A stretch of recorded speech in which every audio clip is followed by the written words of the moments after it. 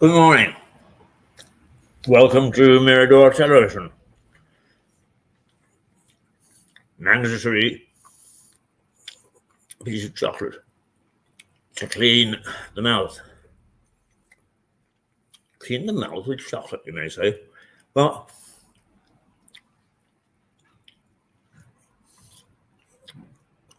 funny thing about Parkinson's, which I have in spades, it's no laughing matter, I assure you, but if you don't laugh, you'd cry. And in fact, I almost burst into tears this morning. Hard, tough journalists. Worked in over 40 countries in the world, in some of the toughest countries, and on the front line.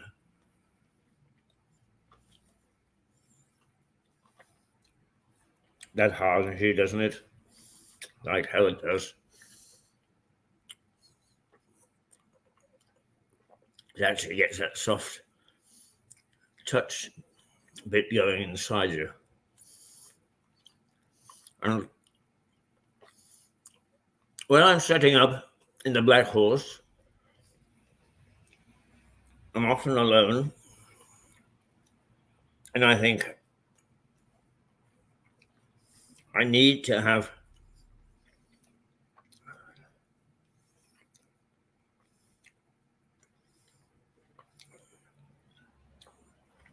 something to uplift my day as I launch into it. Well,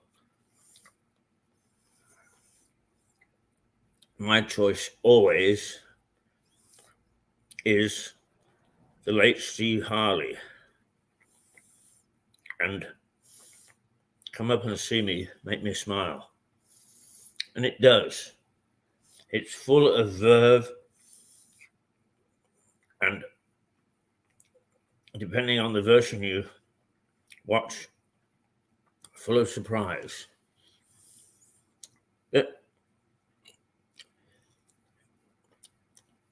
I was busy doing something, and I let the YouTube version spill over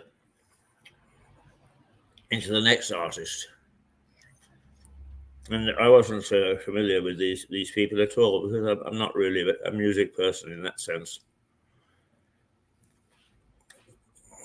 But it was a duet, and boy, were they good. So good, in fact, that their song was Slipping Away From Me. Now, I know it was a romantic song. It was about a boy and a girl, and the one is losing the other. And it's a haunting song. And I suppose it was that haunting bit that got to me. But I also realized it could be applied to life itself, slipping away. And I wanted to burst into tears.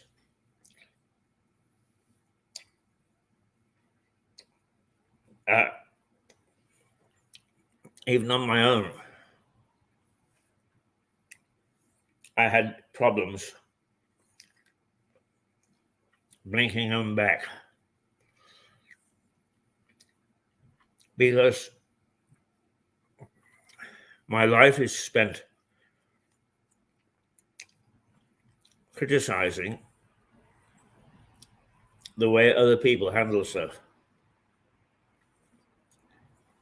with no introspection at all.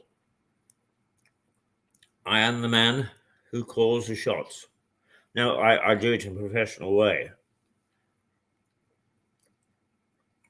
I do it without bias and without isms, just as I see it, which in itself means that it's got bias.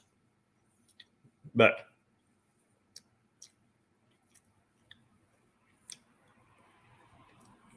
I realized that rather than continue to be very negative, which sadly I have to be,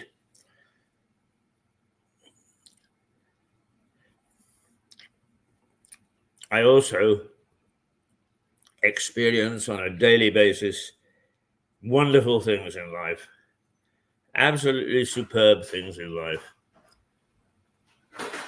Whether it's somebody saying to me, "I like your hat," to helping me up from the floor when I've fallen over. I have wonderful experiences through life. And as a consequence, I revel in it. And I try to make as big a contribution to society as I possibly can. Okay, I don't appeal to a lot of you, but I do appeal to some of you. And as John Henty, my co-partner in crime, each Thursday says, if just one person is watching Mirador Television, if we just get to one person with our message, then our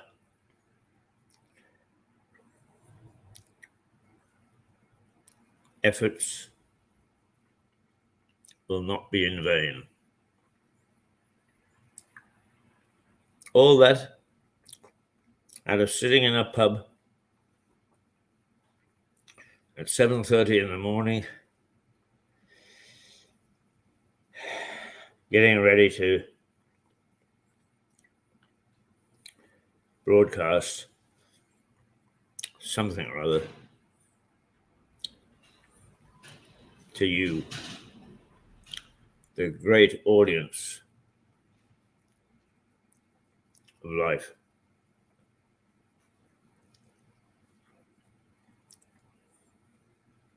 It's a wonderful feeling, but it makes me cry. Makes me cry that we have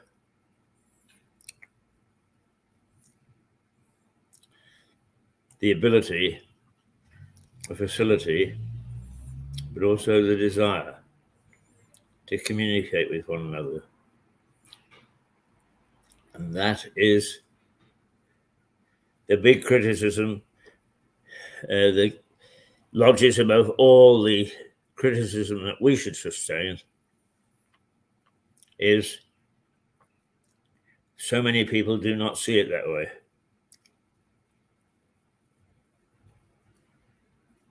They don't see constructive comment as being useful. You can see that from some of the comments that you get on social media about speeches that people make, comments that they make, all perfectly reasonable and sensible, but not to a lot of people, those damn Tories,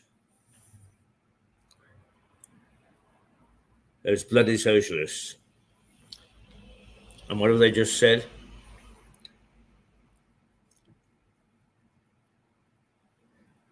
We'd like to give each of you 500 quid over the next 5 years.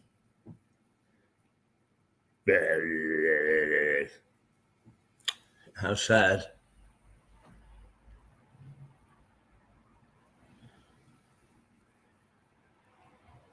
How sad. So anyway, I can't play Steve Harley for you because of copyright issues. But I can sing a little bit of Come Up and See Me, Make Me Smile, Do What You Want in a While. Da da da da da da da. But Harley has got a wonderful smile. He died a couple of years ago. One of the people we really should wish to still have amongst us. Actually, most of his fans do. Considered one of the outstanding musicians of his time.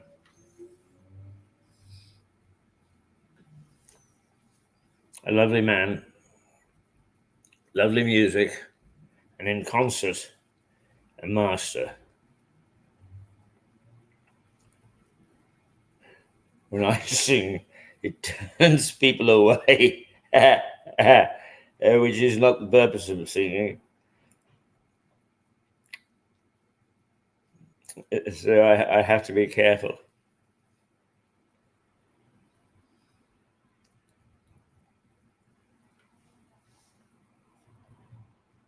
But nonetheless,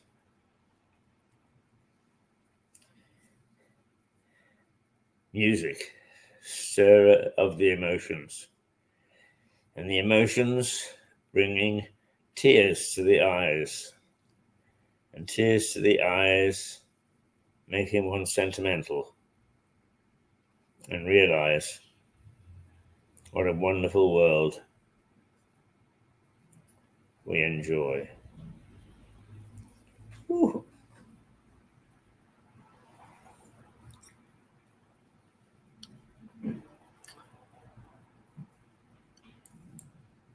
The weather, 17 degrees today, acceptable.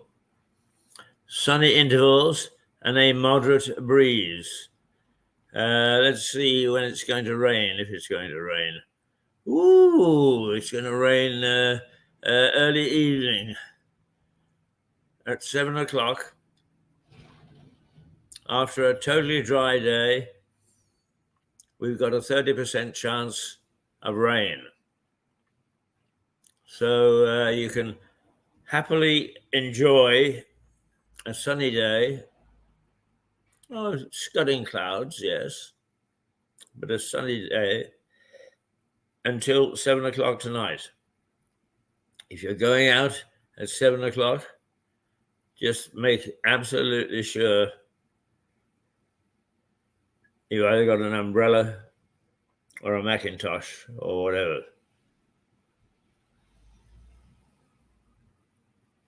Of course, it's going to rain then. It's going to rain. What about the rest of the week? Wednesday, a degree cooler, but considerable sunny spells. Thursday, the same. Friday, the same again. And the weekend, let's take a look at the weekend. Saturday, 18. It's getting warmer on Saturday. And Sunday, 19. Warmer yet on Sunday. And that little spell is going to hold for a few days. So,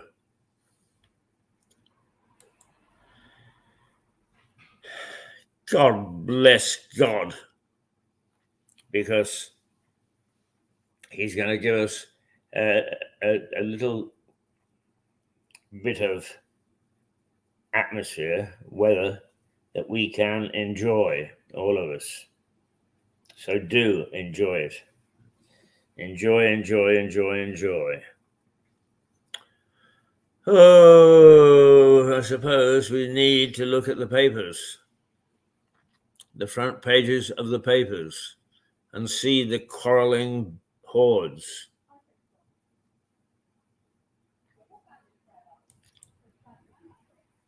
The papers.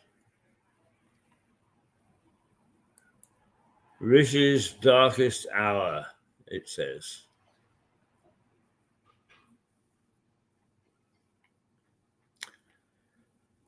The Daily Mail. Rishi's darkest hour. At 4 o'clock, Farage stuns number 10 by revealing that he will lead reform and he will stand as an MP. 5 p.m. A bombshell poll shows Labour is heading for the biggest election victory in its history. God help us.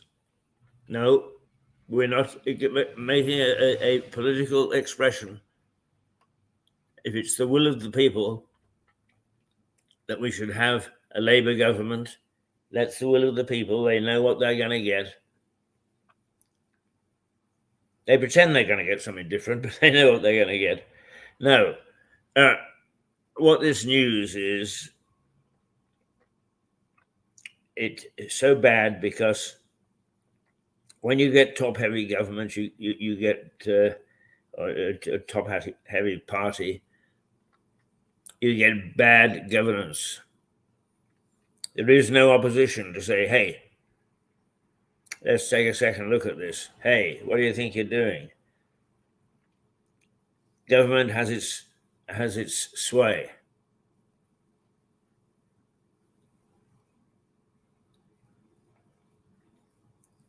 More than its sway. It doesn't give a fig about anything other than what it wants to do.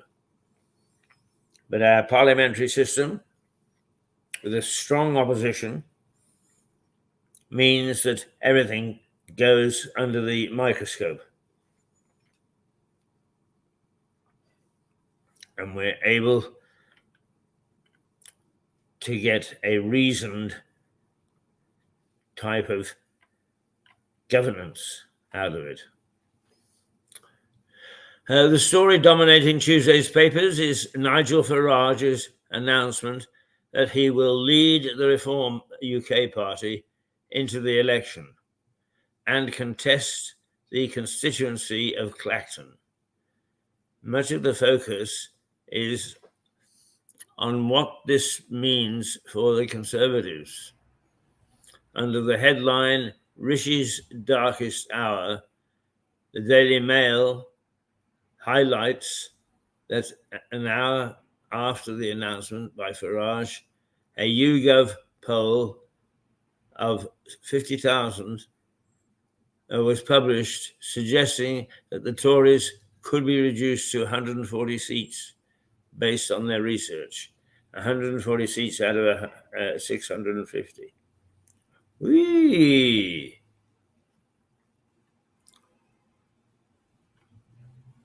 The Times. Farage's return and a new poll deal blow to Sunak. Who's a laughing Farage on the front page. I'm not so sure, and neither are my colleagues, that he hasn't made a mistake, a political mistake, that he would have been better to have built the Reform Party during this next Parliament, next government, and build Reform-Conservatives in the intervening space. No, he's decided to have a go this time. So we will see either a political star arising or a man who will leave politics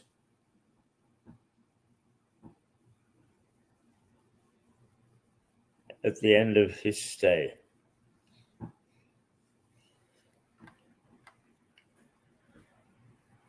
A similar angle can be seen on the front of the Times, describing it as a significant blow to Rishi Sunak's slim electorate hopes. An interesting, if somewhat concerning, science story also appears on the front, with the news that invasive Asian hornets have stunned the winter in Britain, have survived the winter in Britain for the first time. It notes that the species has posed a threat to the UK's native pollinators. It's a bit late now, after everybody saying, oh, well, we need these things, so only for the warning to come now is you be careful what you wish for. Be careful what you wish for.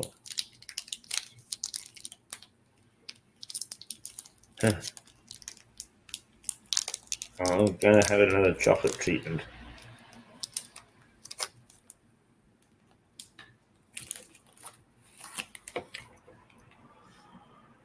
A similar angle.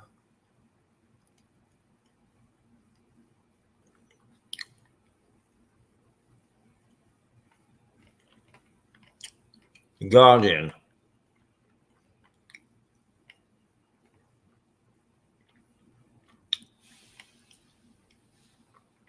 Tory alarm as Farage takes control of Reform UK. As Harry Atherton has consistently pointed out,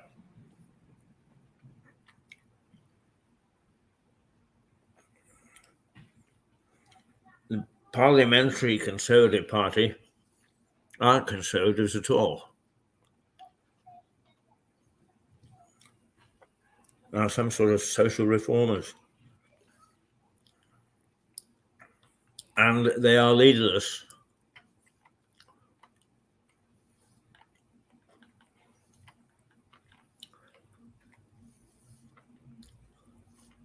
Tory alarm as Farage takes control of Reform UK, says the headline on The Guardian's coverage of Farage's return. And the YouGov poll. In another interesting science story, the paper also reports on the first patient in England to be given an artificial cornea.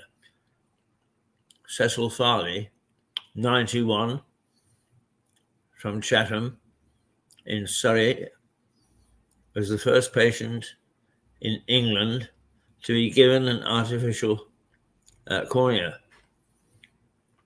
Farley, from Cheshire, had issues with his right eye for about 15 years and praises the procedures for allowing him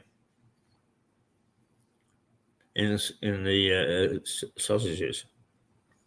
In the sausages?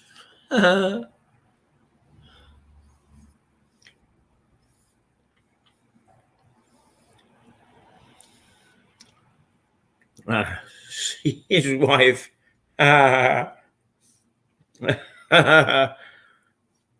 Hello, sausage. Well, wives have been called that before. Hello, sausage. The eye. Farage blows apart Tory election plan with surprise challenge to Sunak.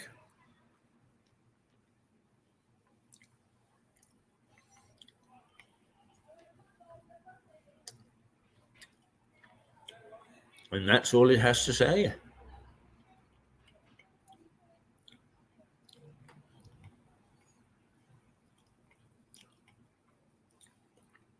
The Daily Mirror.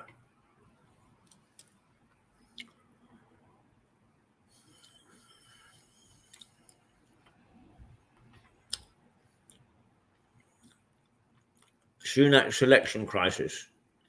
Meltdown.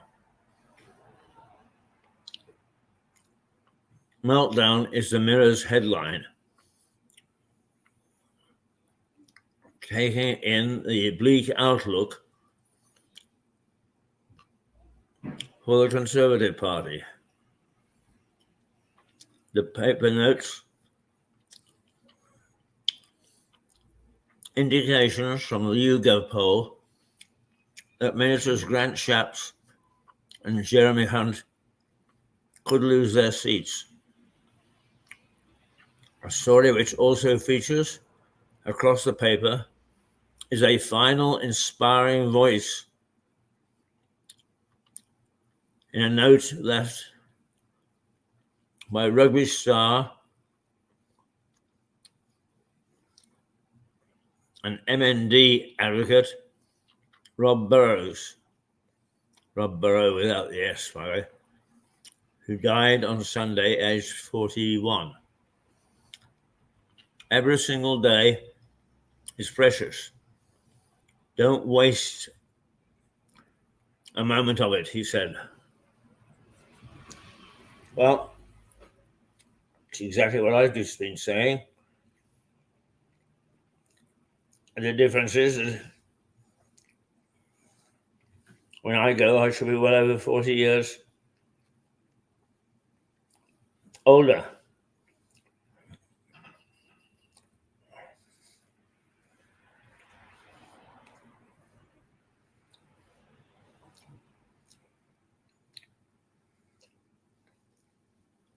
Mr. Burrows.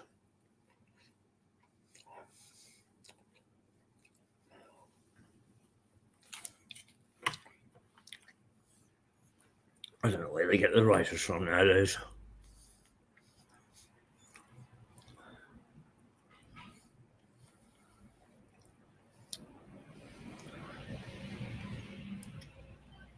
Telegraph. I'm back to lead the revolt, says the headline.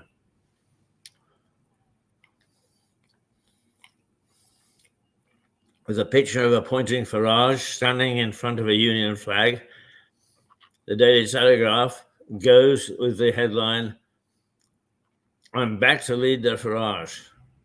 A play on words, of course.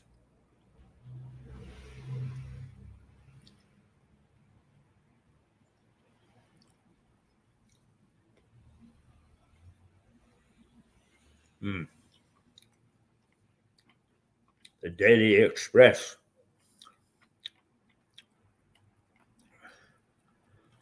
A vote for Farage is more likely to end up with Starmer in number 10. That's what the Prime Minister says. Well, that's pretty bloody obvious.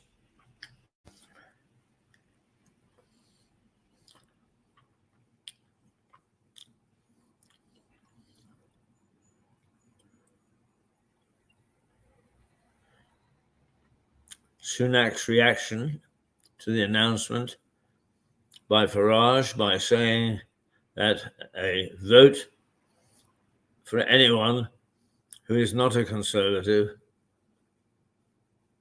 just makes it more likely that Keir Starmer is going to end up in number 10.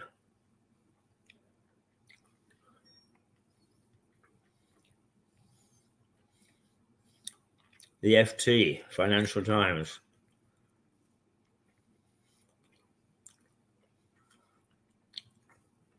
Mexico's Victor investors fret after landslide. Well, this is what I said at the top of the hour. Landslide victories on the surface look absolutely marvelous. Now we can get on and do this, and this. But hang on, there was some opposition. in the first half. Hello. Hello. Yes, I know that.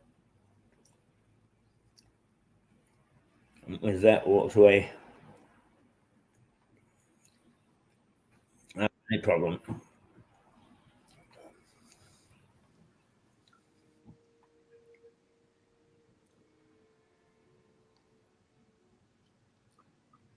Gloria Steinbaum has been elected Mexico's first female president. And a large image of her features on the front page of the Financial Times. Under the headline,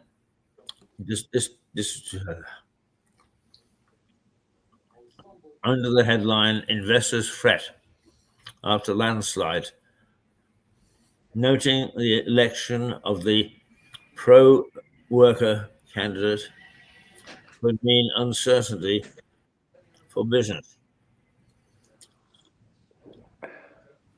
It also reports, well, I'm alone here. No, you're not.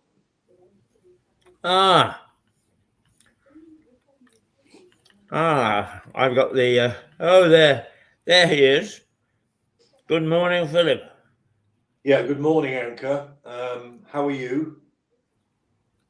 I'm well, but envious that you had a gentleman's day yesterday. You wouldn't have envied me the day yesterday, I can assure you, Keith. I won't go into any detail, but there were plenty of distractions, many of which were really rather sad. Oh dear.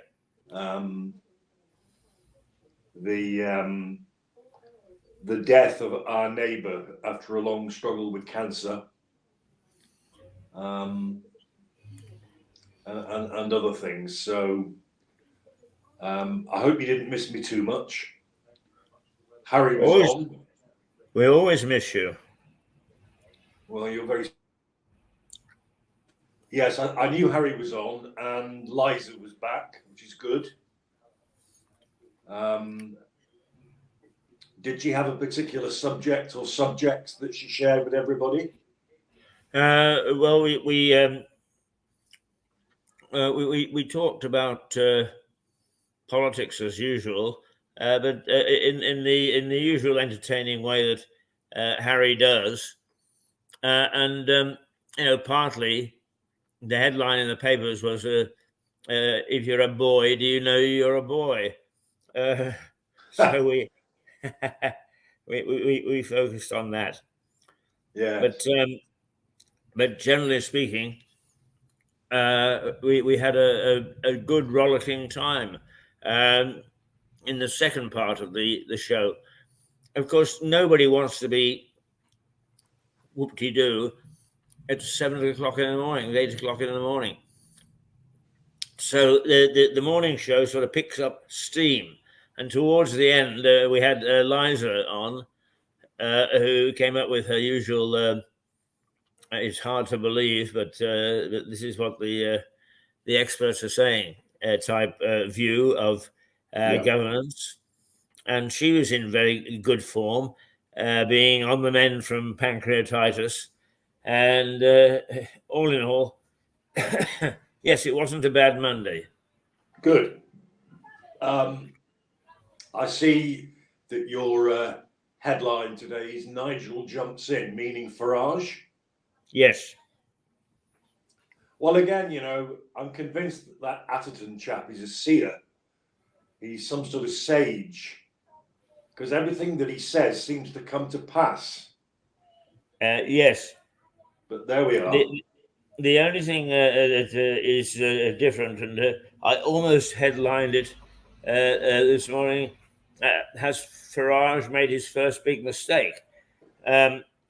Because Harry's thesis was, and all thought, us experts, who aren't experts at all, of course, that Farage was going to actually build his empire, as it were, over the next 4 years, and let the socialists cock everything up, and not run this time. But it appears that they've talked him into becoming a leader of reform, and also into standing in Clapton. Clapton. I think it's Clapton. It's somewhere in Essex, anyway. Yes, I think you're right. It's Clacton. Yeah, Clacton-on-Sea, I think, isn't it? It is indeed Clacton-on-Sea. Yeah. And with all due respect to its denizens, it's a bloody horrible place. Yes, quite often these places that are put on sea, put on sea to try and make it sound more attractive. I mean, there are a couple of places just west of Brighton that have got the names on sea, and they're pretty horrible places too. Yeah, we have it on the west coastline here. You know, we've got Durrington-on-Sea. Durrington-on-Sea, is quite away from the sea, and is an absolute toilet. There's another on sea. There's a couple of by seas. Shoreham by sea, for example. Shoreham, the nearest water to Shoreham is the River Ada, but they call it Shoreham by sea. So we've got all of that, and it doesn't add to, or it doesn't alter the fact that these places are pretty poor places to be. I mean, Shoreham, because of Shoreham's airport and Lancing College Chapel in the distance, which is a beautiful sight to behold. Yes, it is. People think Shoreham is really nice. It's not. It's not. Lancing is another place. Lancing itself, unlike the college, because the college is miles out of Lancing, on the hill beyond the A27. Lancing's a dreadful place, you know. There were times when I was commuting, I would get off at various places to do some shopping on the way home to help out, and there's this revolting supermarket in Lancing right next to the station, and it's Asda, which is probably the lowest you're going to get. No, never again. There we are. When my late wife was alive, we, for a variety of reasons, used to go to Bosham. Oh right, yes. So you actually passed both Shoreham Airport, and Lancing College, but Shoreham Airport was interesting to us because we had a friend who eventually died at 108, and his wife at 98, and he was born with a silver spoon in his mouth, but didn't want to go into the army. In fact, he was too frail to go into the army, and certainly was not predisposed to the church. And somebody found him a job as a draftsman at Shoreham Airport when it was very, very new, very young. But the remarkable thing was that at 88, I think it was, he suddenly decided to use this for art. And I've now got 6 or 7 of his paintings hanging in my flat, which he did, and he didn't even start until 88. My goodness. My goodness. I mean, mentioning sketches and stuff, I read recently, because as I think you know, I'm a great fan of L.S. Lowry. And a particular museum in a Yorkshire coastal resort like Skegness or Scarborough. I can't remember which one it was now. It may be neither of those. But that's where he would go on holiday. He was a Lancastrian himself, as you know. And the vast majority of his paintings and sketches were of the industrial landscape of Lancashire and Manchester. Although I also discovered, and I've got a book about him here, at least one anyway, and a copy, he was very good at seaside sketches and paintings. And I don't think many people realise that, but he was extremely good at pretty much everything he did.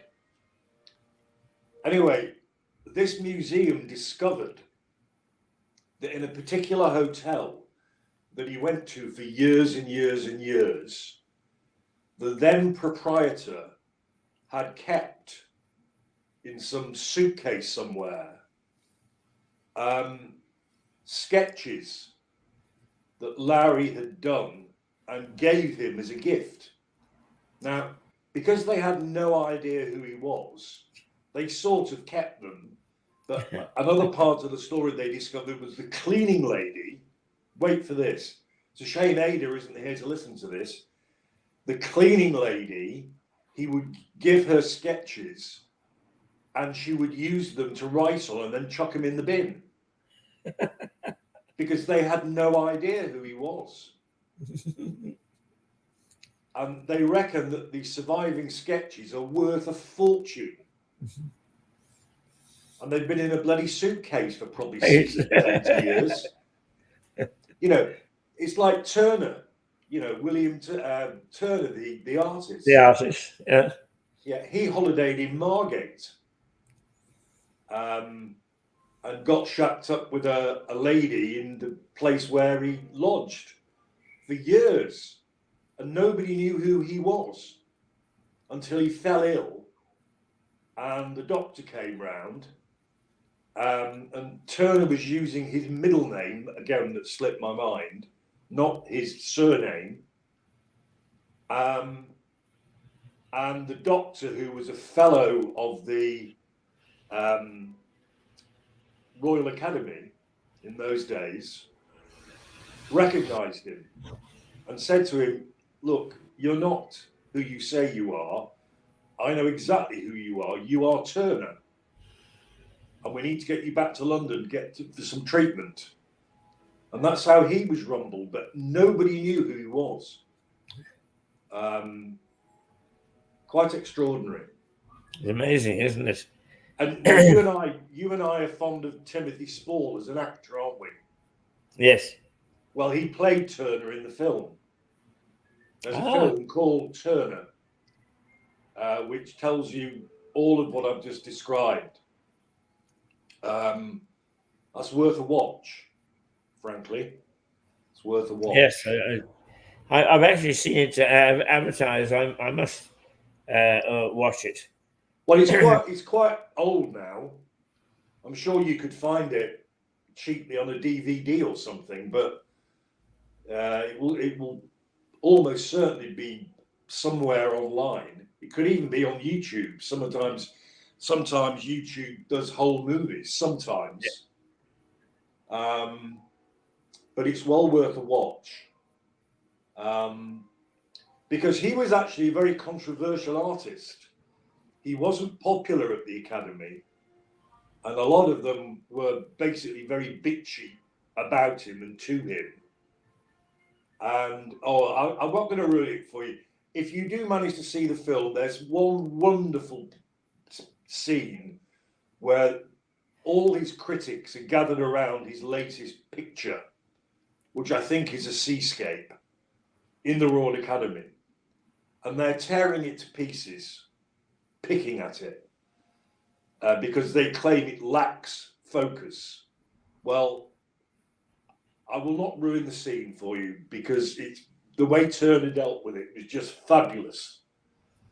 It was just so simple, and apparently true, you know. But yes, so all these finds after so many decades or longer are extraordinary, really. So Yes. yeah, you were saying you used to go to Bosom. Yes.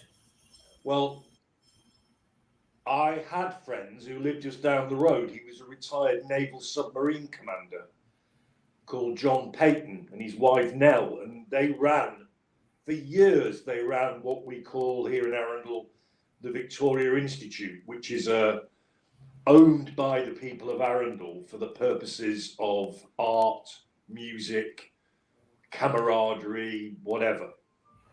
He doesn't do that anymore, but he ran it for years. And they've literally just moved to Bosom.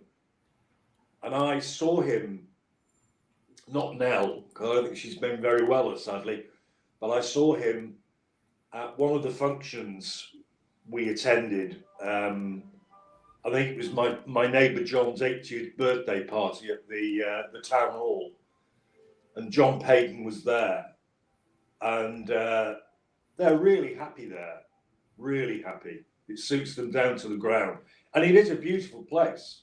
Yes, it is. Very beautiful place. Of course, it's one of the places where King Canute Yes.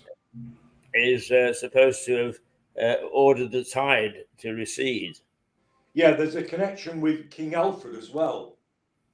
I think it's believed that King Alfred is buried in the churchyard, but Alfred the Great, whether that's true, I don't know, but I've heard that claimed to be the case. What is true, I think, is that a child discovered in the crypt of the church, which is a Roman church, Yes.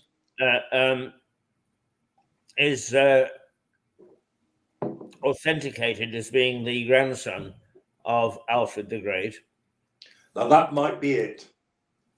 That might be what I'm thinking. There's certainly a link to Alfred anyway. And also, the King Harold is said to have formulated his strategy for taking on William in Hastings in Bosom. Really? And that Bosom was actually the centre, whenever he was at home, of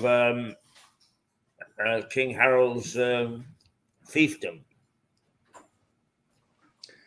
Well, Bosom boasts one of the best pub restaurants around, and it's called the Anchor Bleu. Yes. Hi, Dec. Oh, good morning, Dec. Now say hello to he gets very offended if you walk away. How are you? You all right?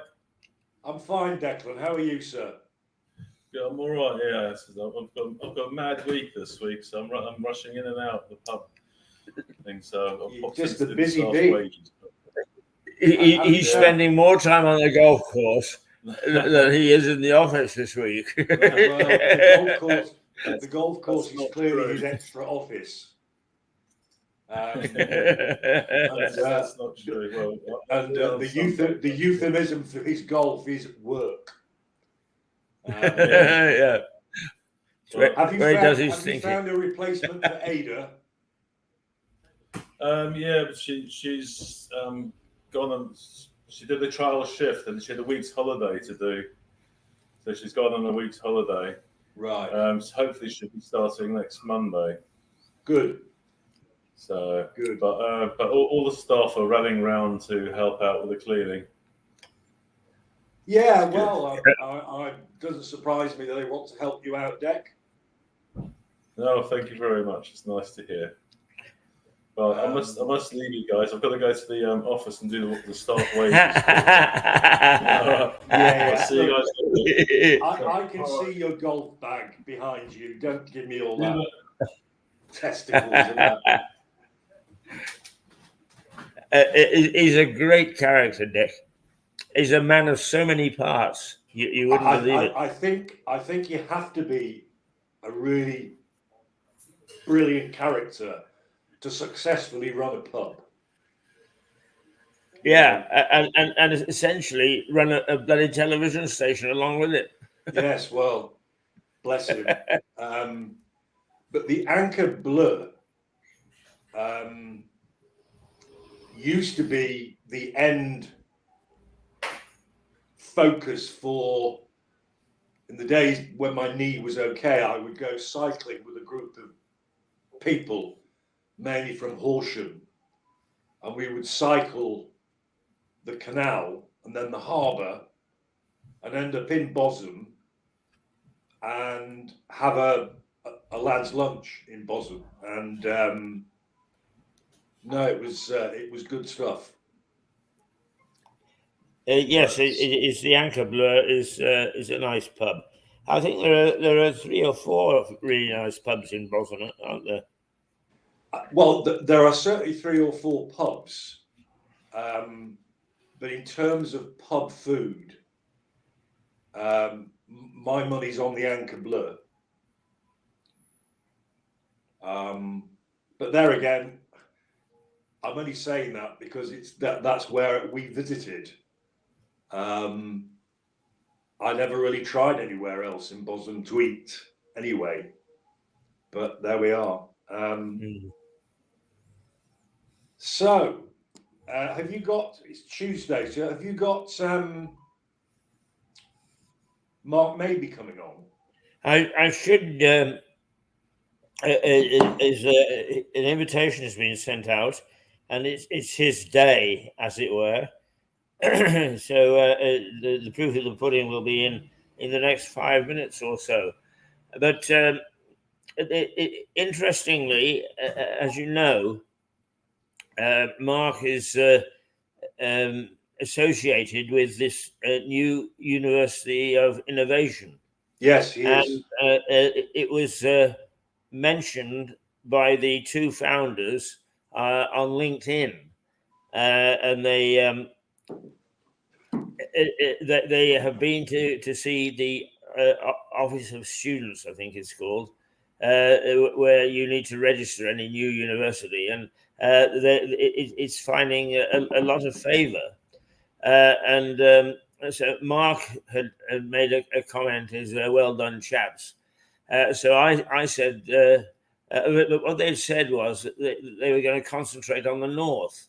And I said, no, don't fall for that trap.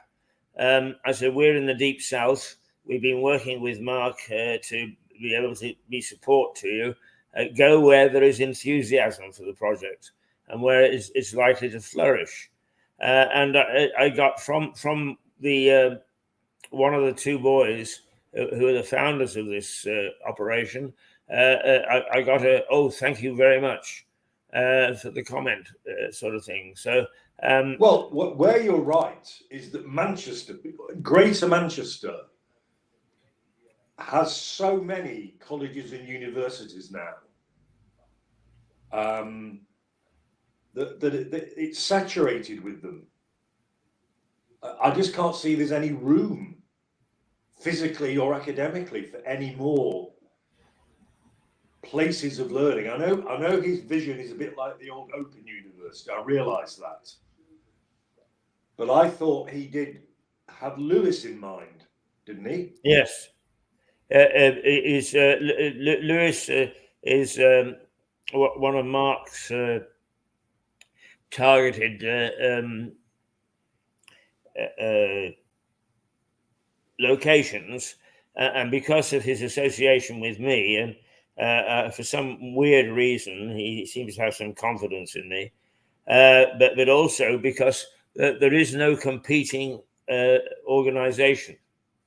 Well, there you are. Yeah, a vacuum needs filling. Exactly. So that's why the momentum for Lewis is growing. The environment is right, but also it's got some very good supporters. Yes. There is a lady here who is an unusual lady. The trouble is, like every good politician, she's pulled in 20 different directions. Her name is Janet Barr, BAH, I think it is. and she's a former mayor of Lewes. All And- right. Sorry. I said, oh, right. Yes, interesting. Yeah. Yes, but the interesting thing is, she didn't come to this country until she was age 11. She's from Ghana, and she's as black as pitch. And for people who say that you know they can't, it's a strike against them. She's used it very, very carefully, and she's got a PhD. She's made education her speciality. She's concerned about youngsters who get left behind. She's an exceptional lady, and so we hope that she will actually join the team as well. But it's in the early stages yet, but it's an interesting project, which I may not see out. But by that time, you'll be so entrenched that it'll be up to you to look after it. By the team, do you mean Mirador or Mark's idea? Well, Mirador, but Mark will wants to sort of integrate the effort with this So university. have you asked the ex-mayoress or mayor, sorry, from Ghana? Have you asked her to come on Mirador? Well, she's been on Mirador. Right. It's about time that I asked her again. But of course, local politicians in Lewes is out of step with the rest of the country. Its local elections take place every 4 years, the same as everywhere else. But whereas the local elections in the rest of the country took place a few weeks ago, ours are 2 years in. So our politicians at the time of general election are in purdah. They can't say anything. They have to leave it to the politicians who are standing as candidates. But we have put out the invitation. There are 6. When the books close, I think it's tomorrow, we'll know how many exactly have decided to stay in the fray. But at the moment, there are 6 nominees for the local MP slot. Right. So this is for the general election. Yes. Right. So the local stuff then in Lewes is rather like we have the World Cup in football every 4 years, but in the middle of that 4-year gap are the Euros. Yes, we like the year. Euros. Yes. So you're like the Euros, you're out of step. Yes. Don't Well, ask me why. Nobody seems to know, but well, it's typical Lewes. You know, let's be different, guys. yes. Let's perpetuate the idea that we are unique. Now, Keith, slightly tangential subject, but if I said Michael Mansfield, QC, would you know who I mean? Yes, I would. Right. It is rather a famous QC. Very much so. And has appeared in many, many famous or infamous cases. Do you remember me telling you, and I think, Harry, about the case I was involved in Wales that became known as the Cardiff Three? Yes, I do vaguely. I don't remember the detail. I remember you telling us. The dreadful murder, Jack the Ripper style, of a prostitute in Cardiff. Right. Called Lynette White. And 5 men, all men of colour. I represented one of them over in Swansea. Trial and retrial. I was away from home for nearly 2 years. It was meant to last 8 weeks. It lasted 2 years. Well, they were wrongly convicted, and the initial appeals were refused. But then the Lord Chief Justice changed and got wind of media campaigns to have this looked into again. And Michael Mansfield was the QC who represented all 3 of the 5 who were convicted. 2 were acquitted, the 3 who were convicted, and he did their appeals, and it was successful. And they were released as free and innocent men.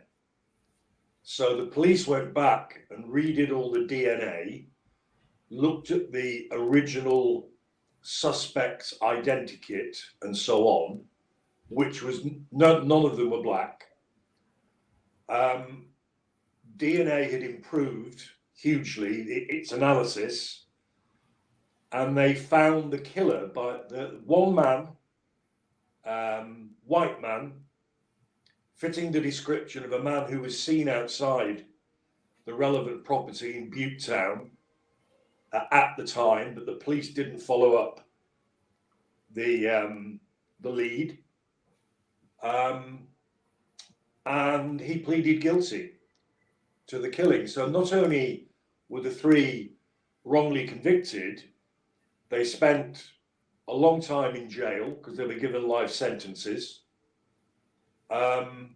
Finally released as innocent men, which they were, and the real killer was found and was given life imprisonment with a big tariff. Well, the reason I'm mentioning Mansfield is because there's a lady who sings with my wife in the local choral society, and they rehearse on a Monday. And Jackie, my wife, was talking to this lady last night at the rehearsal. And the fact that I used to be a barrister came up, and this lady asked Jackie, well, did your husband know Michael Mansfield? And Jackie said, well, yes, everybody knows who Michael Mansfield is. And I think he was involved in a case that Philip once did. And the lady said, well, let me tell you a story. She'd married a medic and moved to the Netherlands in the mid-70s, and then lived in Switzerland, and then came back here recently. And she saw in a bookshop a book by Michael Mansfield. And she's thinking, I know that name. And it turns out that they were best friends at Keele University. She knew Michael Mansfield, but as a student, as an undergraduate like her. And they both graduated out of Keele University. And then there was this gap because she moved abroad. So she hadn't the first idea what he'd become. And my wife was just aghast at this, you know. Anyway, there we are. She bought the book and read up on him. And yeah, apparently she's offered to lend it to us. So I'll give that a read. Well, is he still alive? He's very much alive, but he's very much retired. Well, why don't you see if you could get him on as your guest? Oh, I've no idea how to contact him, really, Keith. Well, now is the time for you to start to learn a little bit about journalism. You start off with your wife's contact. Yes, well, that's a very good suggestion. I think that would be a wonderful piece of television, you interviewing Mike Mansfield. Well, Keith, I don't know that she knows where he is, but I'll do some research. I mean, he doesn't know me from Adam. I've only ever met him once. And the only way he would know my name is that I was the junior for one of the Cardiff 3 in both trials, and that my grounds of appeal were rejected. Whereas he took up the baton in a more favourable judicial climate and achieved the quashing of the convictions. Because the other thing he was involved in was the private prosecutions of the Stephen Lawrence suspects. Ah. and it's the only time that I'm aware of in his career that he ever prosecuted. But he prosecuted that. Unfortunately, it didn't get anywhere. And again, that's another scandal. You know, those skeletons are coming out of that cupboard on a monthly basis. Yes. The failure to follow up on a sixth suspect, just awful. But they were those days. They were those days. I've been at legal dinners with ex-police officers, Met officers, and some of the stuff they've been talking about and laughing about, how they fitted up the blacks in Brixton and stuff like that with drugs plants, and they found it funny. They found it funny. Yeah, that's very sad. The police, the South Wales police officers, who basically fitted up the Cardiff Three, they were prosecuted for corruption, and the trial fell apart because, funny this, the South Wales police and the CPS lost a set of critical documents, so the judge had no option but to chuck out the case at half-time because of lack of disclosure. And then miraculously, a month after the trial collapsed, guess what? They found the documents.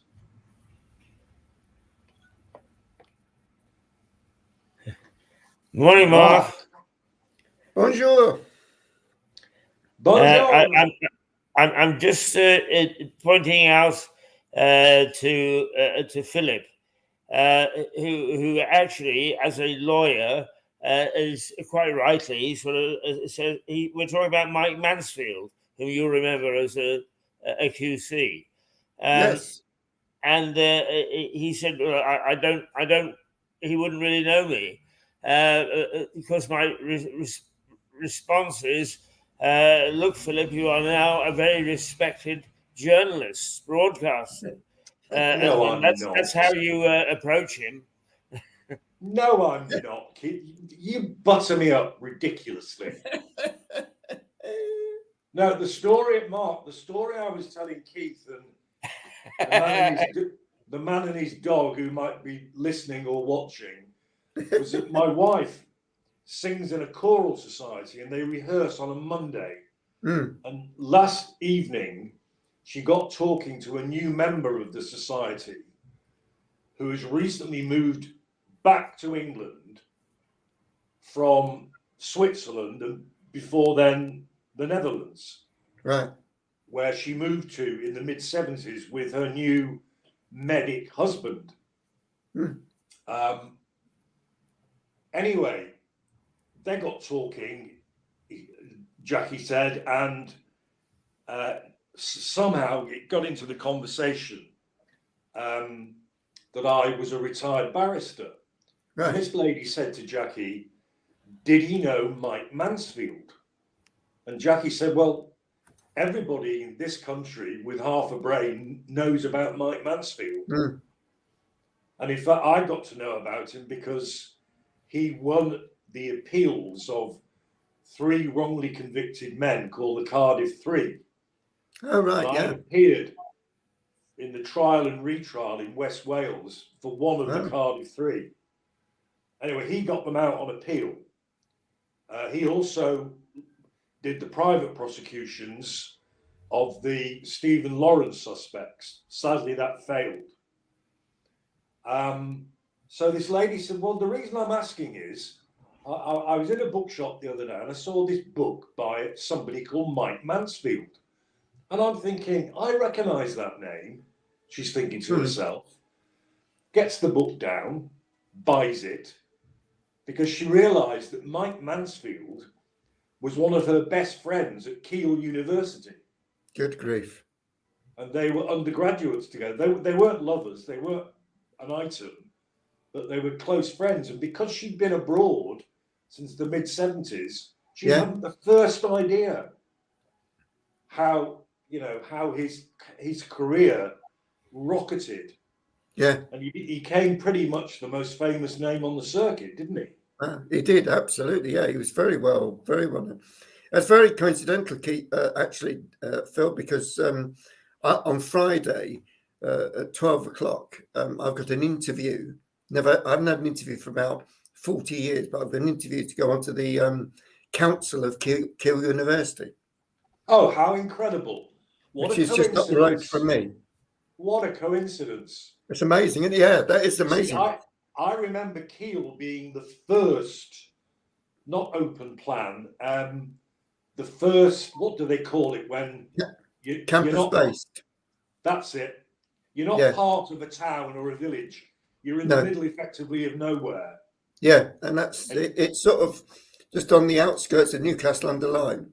Yes. It's most beautiful. It's got 600 acres of grounds.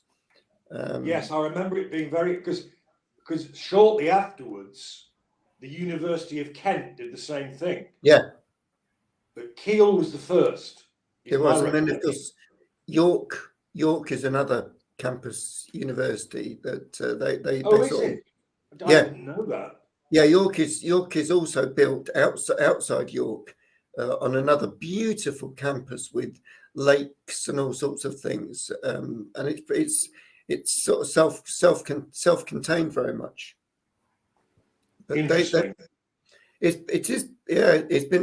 been what's been interesting as well is that obviously a lot of the campus-based universities were really popular with international students because they could live on the campus for 2 or 3 years. They didn't, they could have everything they needed. But with the drop in international students because of the new visa regulations, places like Keele actually are really struggling. And you perhaps I'm sorry to hear that. Yeah, some universities, Keele is making about 300 people redundant at the moment. Oh, that's awful. And so Sunak's talking about making visas even more difficult to get. Yeah. The problems are not the immigrants who come in with qualifications and want to help or learn or teach. The problem are the buggers in the boats. Yeah, exactly. They don't bother about visas. No, absolutely. It's, these clever people come in from a whole range of different countries, do things like medicine, graduate having spent, they unlike students here that will pay £9,500, they pay £15,000-16,000 a year. Yes, but they qualify at the end, and up until recently, they had a postgraduate visa, so they could stay for up to 3 years. But they've got rid of that now. So as soon as they finish, they have to go home.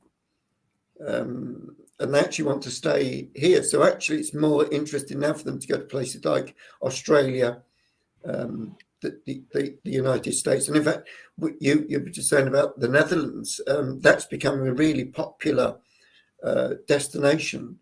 One, because their tuition fees are low, and two, they don't have any visa requirements post-graduation, so they can come and do medicine or veterinary. They do veterinary science at Keele, and there's a massive shortage not only of doctors but of vets, so it's very. I think it's something. It's really serious. It sounds it, Mark. I'm very sorry to hear that, but actually, I am led to believe that the bar finals that I did all those years ago in '78, it's all foreigners now. Yeah. There's hardly a homegrown, if I could call the person that, on the courses. Yeah, I can believe it. That's for a number of reasons. But I know from two particular sources, each of which are daughters or are the daughter of good friends who have studied and live in the Netherlands. It seems a really cool country to live in. There are loads of other perks as well. There are rules about becoming a Dutch citizen are very, very relaxed. Yeah. You have an automatic right, I believe, to become a citizen with about 12 months. You are regarded as Dutch, effectively, which strikes me as very generous. Yeah, and there are other perks. They've got really progressive thinking and financing of buying properties. None of this. Our young people can't get on that first rung. Not in Holland. So no, I hear good things about Holland. They also so we won't be seeing you on Friday then, Mark, because you're being interviewed. I can do till about 11 o'clock. Oh, that's good. Oh, good. That's good. Yeah, no, there's no. Yeah, just to follow on from that, Phil. They actually in Netherlands they also teach in English. So there's an increasing trend of students, actually UK students, going to the Netherlands to study a range of different degrees because the tuition fees are £3,000, not £9,000. Good. So UK students now are saying, well, we might as well, we go and do law in the Netherlands, and as you said, might actually and many of them actually stay, as you say, stay in the Netherlands and make their home there. Yes. And say that it's a lovely standard of living. The cost of living is lower than here. It's also very flat. Yes. So Keith would have a whale of a time. Yeah, be on that machine, wouldn't he? On the Red Devil, he would terrorise. Absolutely. He would terrorise. Imagine, there'd be wanted posters of this Red Devil and a man in a hat all over. Wanted. Roadhog. The man in the hat. Yeah, I can see the man in the hat, as opposed to the cat in the hat. Yeah. Yeah, you're looking very elegant today, Keith. It's from the waist up. Oh yes. Yeah. Can we not go below the waist, please? No, that's I was agree. relating to Philip, Mark, our little byplay with Will on LinkedIn. Yes. Who has responded to me personally. Ah, excellent. Saying, thank you for the comment. Ah, excellent. Yes. He met with he's very. Now he's only 20. I think he's 26. He's a good example of a guy who didn't actually go to university, but is very enterprising. And he was there, met with Joe Johnson, and he's sort of setting things up as a platform really well. So, that's good. He replied to you, Keith. Sorry? It was good that he replied to you. Oh yes, indeed. Hopefully, I made a useful comment, which he took on board. Yeah, I think I definitely did. I think it might be good to get maybe next week to get him to come and do a little session with us. I think so. That'd be excellent. Sometimes projects need a little push from unexpected sources, and it just might be a good one for him. Unexpected, and particularly as I described us from the deep south. Yeah, he's most probably never heard of Lewis, so it could be, that could be on, doesn't it? Good, excellent. Mississippi's burning. The other project, which I'll alert you to, Harry is very keen to cement the relationship between Lewis and his own town because the Normans colonized really our part of the world, and they have a festival, a medieval festival, and Harry tried to. Okay, Excellent. now you're off to work, aren't you? Not to play golf. No. Exactly. We can see the bag. See you Off later. he goes. 4, 4. See you later. Bye. I mean, and Mark, I was saying to Keith before you came on, because he made me aware of this LinkedIn link. I mean, Greater Manchester is saturated, is it not, with centres of education, universities, colleges.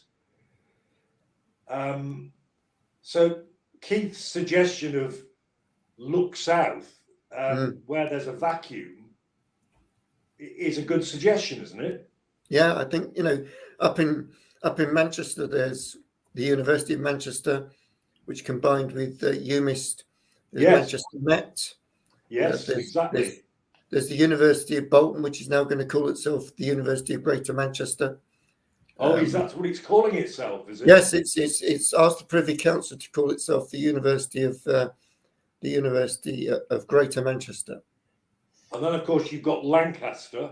Yeah, and you got Lancaster, you got Central Lancashire University in Preston. So it's very. It is pretty full of shall we call it traditional places of learning, isn't it? Yeah. And it's also got it's the other centre outside London for private higher education institutions. So those that offer degrees, etc. Sort of on a franchise basis. But yeah, it is super saturated. And I have seen. Going back to tuition fees, I suspect the country where, well, the UK country where they don't have those problems is Scotland. Yeah. Because the Scottish Parliament, one of its sacred cows is either low or no tuition fees. Am I right? Totally right. Yeah. Yeah. Yeah. So you know what? and they do 4-year courses as well. Yeah, they do. Yes, So it's in law, you do 4 years in Scotland.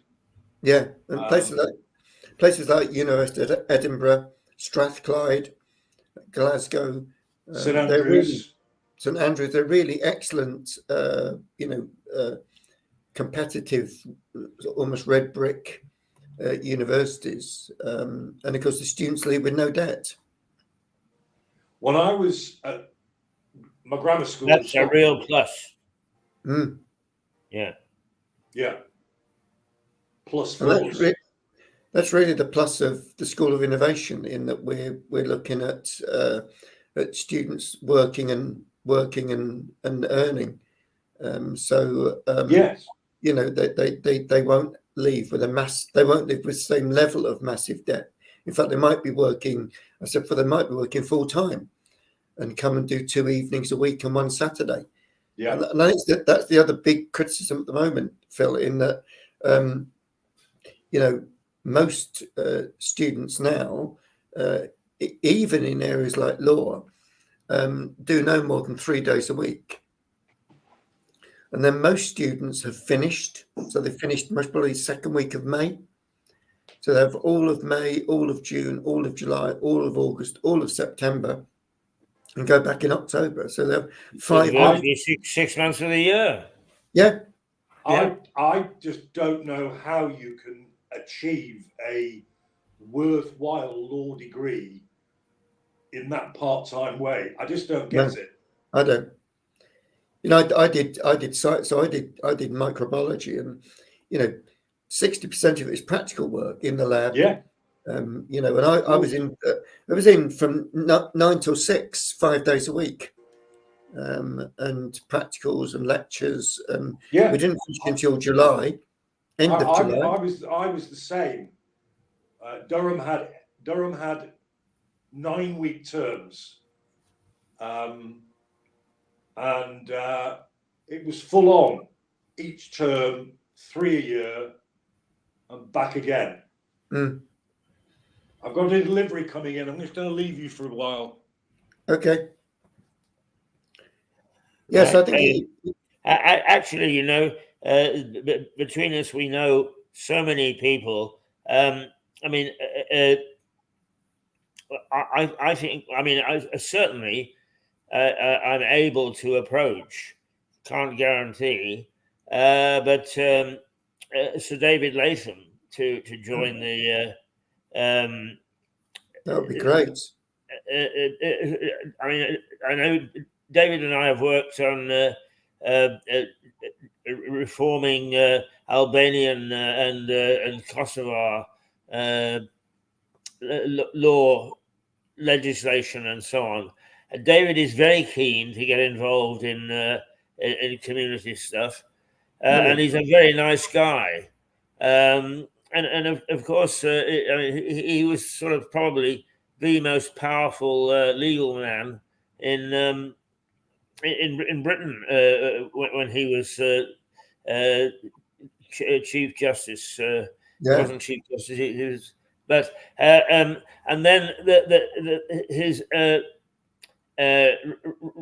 Roger Davis, whom Philip would, I'm sure, have worked with in the Lewis courts, he became Judge Davis, and his son lives just on the outskirts of Lewis.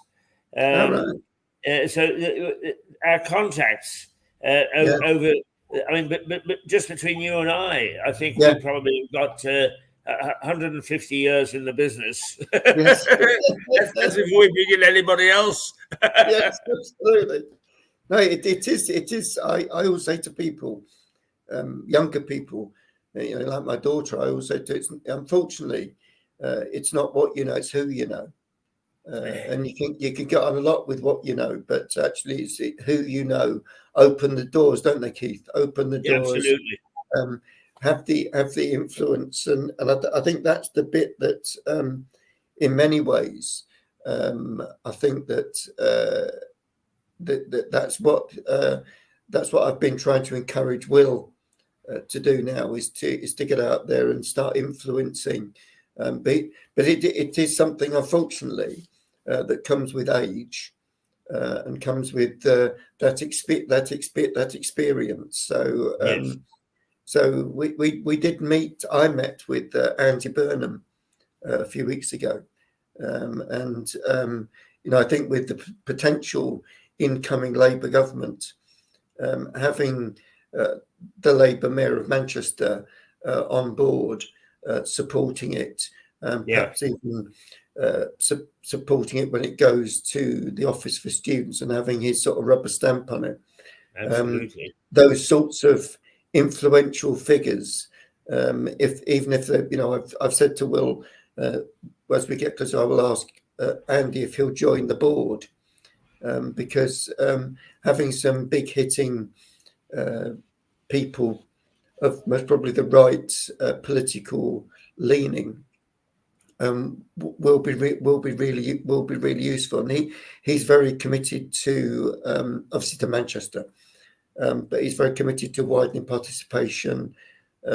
He's very interested in re-engaging the whole engineering, textile, that sort of thing that they're doing in textiles was massive in Manchester. And there is this government swing to apprenticeships now. Okay, Sunak's legislation is unlikely to be brought to fruition, but if Labour pick up on the suggestion, then everything is in favour of our university. Yeah, absolutely. I can't believe that if Labour get in, they will reverse the apprenticeship scheme. No, I think they'll enhance it, and in fact, there are now now they're bringing these T-level qualifications in, replacing A-levels technical. I think degree apprenticeships are, many universities are doing degree apprenticeships. and they're becoming very popular. So I think that, you know, it would be most probably a university that runs just on apprenticeships. There's no reason why Yes, we couldn't yes. just run it as what the first university apprenticeship in the country. Well, I wanted to talk to you. We won't hang out our washing publicly, except to say that our determination to SOS, save our Shelleys, is every time I drive by on the Red Devil, I salivate when I look at this building, because it is just so ideal for the combination of what you and I are trying to do. You know, as television in pubs, a seat of learning, and an area that could actually have an administrative section for the uni as well. So I think that what we should do is we should make a formal application for funding and involvement to you know who, and get an initiative started. I did send Tim an email which he responded to say yes, he was out. He's over in the States. He's back actually now, the beginning of June. So I'll pursue that with him, Keith. Oh, good, yeah. And if you could just email me over some details, that would be great. Okay. Yes, I will.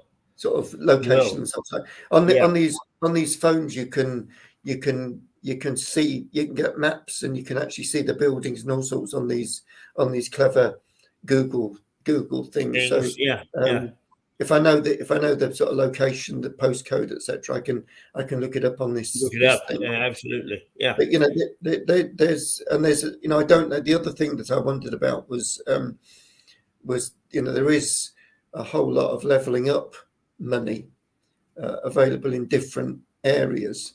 You know, in Stoke-on-Trent here, I believe, you know, we're in a desperate position here in Stoke, and they still haven't spent £32 million of levelling up fund. It's just sitting in a pot, doing nothing. And we're a bit like that. We've got some beautiful buildings. They're just going to rack and ruin that actually could have this levelling up funding put into them. They could be regenerated. And that might, you know, if you know, Tim liked the idea of it, he'd most probably just fund it himself, because he just does that anyway. But that might be another route. Might be through that nice councillor lady, to see whether there's levelling up funding that could match fund something. Indeed.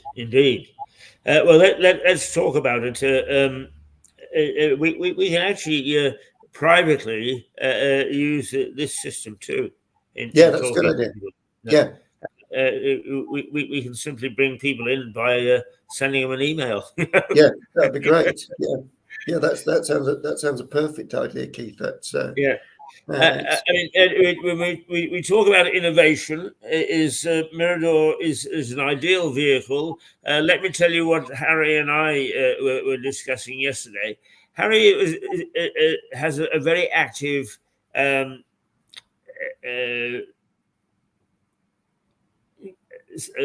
department in his town for tourism. All right. And he was very anxious to have, and I can never remember the name of his town, have it twin with Lewis. But we're already twinned with the French town, and you can't have more than one in any given country, apparently. So what I've suggested is that there is an interesting incident in the 100 Years' War, in which the French used to raid the south coast, and they raided a little village called Rottingdean, which is about 5 miles from Lewis, and in those days, in the 1300s, belonged to the prior in the Priory of Lewis, St Pancras Priory of Lewis, which is very big in its day. But he marched off because in those days the prior also had a small army, so he marched off to Rottingdean, and they did it deliberately, and they captured him and thought that they'd left the priory defenseless. So they sailed up the Ouse and attacked the priory, only to find that a couple of hundred English bowmen had been left to defend it. And even the French say that they fought very bravely. So what Harry and I are suggesting is that we have an archery contest, Oh, and that we have a home and away series. We go over to his medieval extravaganza and have a match, and then he comes back. And apparently, the Normans at the moment are very keen on this sort of thing, and they've got a slush fund as well. So I wonder whether, in fact, making arrows or something is something we could get some money from. That's on bow and arrow. That sounds absolutely excellent, doesn't it? That's yes. That's fantastic. I mean, the thing that I like about this innovation thing, Mark, is, mind you, I should expect it with you, but is the enthusiasm and thinking outside the box that's taking place. You know, there's nothing usual about it. And of course, I've based Mirador on that. Is don't think the way that others think the way that we think. I think it was actually one of our slogans might be. I think it was the science fiction writer whose name will come back to me any minute now, and he said, other men see things as they are. I see things as they can be. Yeah, that's great. And I think that's the marvelous thing about this. I mean, innovation in itself is the way things can be, and that's good, solid, interesting thinking. Yeah, I think you'll find you're thinking of Isaac Asimov. Is it Isaac Asimov? Is that the quote? That's his quote. Yeah. Quotation. Right. Quotation. Yeah. Interesting. Interesting. We were just talking, Phil, that you know, I'm involved in this development of this new university. Very much so, Mark. Which is moving at quite a pace now, and you know, it's like everything. It's full of bureaucracy. So we've now employed some people to do some of the bureaucratic writing of policies and procedures and all that sort of thing that you've got to do before you can obviously go forward. Yeah, the hoops. I know. It's the normal red tape thing that you can't, obviously you can't. But the two lads that are doing this, Will and Rob, have raised about 1.6 million now. So you know, that sort of cushion. That's just wonderful. Yeah. And you know, I think not exactly pocket money, is it? 1.6 million. And they've done it. They've been doing it 2.5 years now, but they've gone from a zero base up, and they've got a number of private. They're all private investors that have put money into it, but now significant sums of money, because the employers can see the value of it, and you know, certainly. You know, they're looking at sort of particularly around innovation, science and innovation. And in fact, if I just up the road from me, Kiel have got a really good science innovation park, which is doing some groundbreaking work in particularly in the areas of medicine. It's really, yeah, it's really fascinating. So hopefully we're about to kick things off in a small way, and then build it. The plan is to try and be really ambitious and get. We have to get something called the Privy Council, as you'll know, Phil. And we need to get what's called taught degree awarding powers first. That will enable us to be able to teach degree level provision, and then to go for university status. And we might not call ourselves, we're thinking we might not call ourselves, we might still call ourselves the School of Innovation. Because that's really what it is. I made the assumption that was the catchy title. Yeah, well, and I think, you remember this, Phil. One time we had polytechnics. In fact, I did my degree at Manchester Polytechnic, and then in 1992, it was a very clever little ploy. The government funded polytechnics, and they funded universities, of course, and they found that the polytechnics could run a cheaper unit rate than the universities could. So in 1992, they said to the universities, "Okay, guys, if you still want the funding, then you run at the same unit cost as polytechnics, and we'll call you all universities." So what they did was they got rid of the binary line and made them all universities. The problem with that was that the polytechnics had very unique practical applications, whereas somewhere like where you went, Phil, to Durham, Durham, Cambridge, York, Oxford, Manchester, were red brick universities, and they served a fantastic market and did a fantastic thing. Whereas Manchester Poly, what was Preston Poly, that they also did a very fine job in practical applications. But now that they've sort of merged together, and places like Durham, Oxford, Cambridge, Manchester, they will always survive.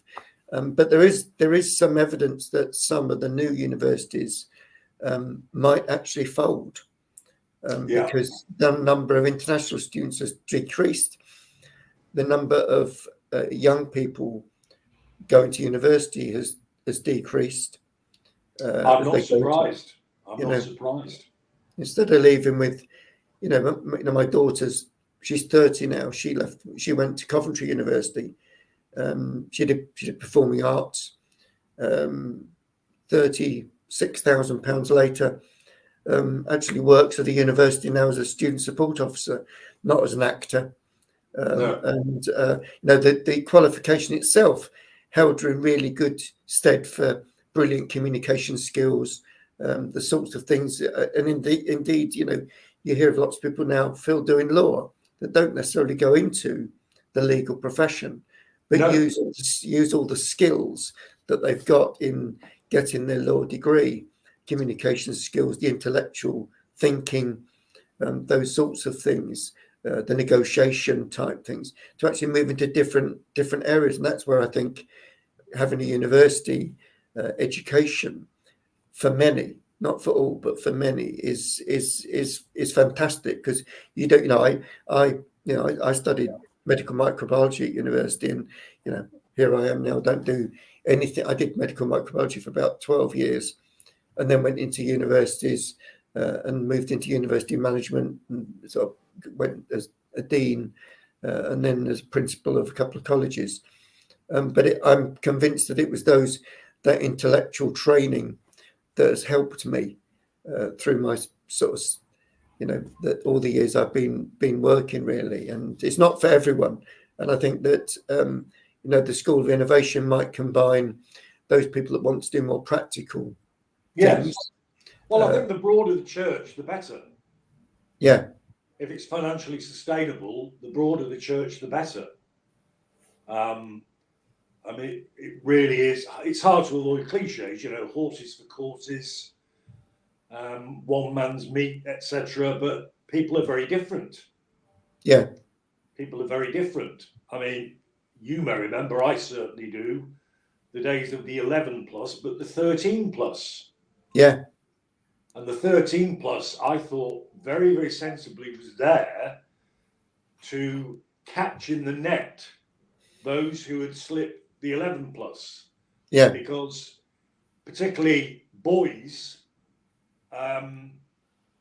would mature much later in terms of academics or whatever. But of course, they got rid of both of those. Yeah. Yeah. But Keith, I've put a new banner at the bottom. What do you I think see about that. it? Yes. Thinking It's outside the box. it's a play on the word, the box, yeah? Yeah, very Yes. good. Yeah, very good. I just saw that flashing by. I thought, yeah. Very, you see, that's what a good barrister's mind is about, you see. Yes. Well, outside the box. you've got to rev Keith up. He was falling asleep then. I know, yeah, he does. He drops off. He's been up since about 5, haven't he, Keith? Sorry? You've been up since about 5 o'clock, haven't you? Yes, and in fact, last night I was thinking about you two guys and one or two more of our colleagues. So when I went to bed, which I was quite good, and went to bed about 10:30, my mind was a flurry of activity. So I woke up about 1:30 and tried to get back to sleep for 5 minutes. And I thought, no. I'm going to get up, get a cup of coffee, and sit and start to think about all the things that we should be doing at Mirador. We're going to take over the NBC headquarters in New York, but that's got to wait until next month. Well, shortly there'll be a vacant possession of a place called Trump Towers, I think. Yes, indeed. We said take over Trump Towers. But seriously, just for a moment, Mark, on the your project, one of the things that I've always thought is and been full of admiration for is Salford University has a department, a media department, and I went up there a couple of times because they used some of my programs from Reuters to train people on. And what they did was they put it into a unit so that you had a radio, television, newspapers, magazines, advertising, music, art, all in one complex. So that what they could do is they could do practical things and bring these people in.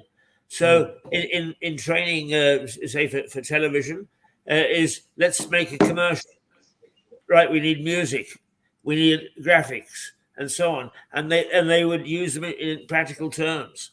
And I think that from as I understand the concept that you've got for the university, that pattern, that model fits exactly what you're trying to do. Yeah, absolutely. We won't be doing things like law because that requires a different method of learning. But we will just be offering a degree in innovation. But it will mean that there will be a whole set of different modules, and people will be able to put together almost their own degree program. So you're exactly right, Keith. They might decide that they want to do a particular area of journalism that might include music. So they might do music as an area. They might decide they want to do a particular area of journalism. And they can actually pick the modules they want to do each year that will build up into their final degree program, of which at least 75% of it in the final year would be on the job, metaphorically, you understand. But it would be on the job training and working, and most of it would be based on a big project that they would do that would all be done in the workplace, that ideally would be to the benefit of wherever they were working. It would be based around a project that the employer wants. that would hopefully solve a particular issue within the organisation. So it might be within journalism, opening up a whole different area that they've never done before, how they might do it, how they might research it, etc. So, I think it offers something different, and I think that traditional areas like medicine, veterinary science, law, you can't do that with. Can you, Phil? With something like law. Law is a subject that you can't just do on the job. You've got to learn you've got to have the academic underpinning. You've got to do the degree. And absolutely. Then it's an absolute necessity. There is no way without proper training and either a natural thought process or a developed thought process. There's no way you can practice law without that. No, that's why we've been very clear that we do things that are very different. So we won't try and do what universities are doing. They'll carry on doing brilliant things around medicine, veterinary science, medical. Can I offer a word of advice, Mark? You've got to be very careful using double entendres with Keith. So on the job, you've got to be aware you're on television with a man who appeared in a film called Carnal Knowledge. And what's really funny is they cut him out of the film.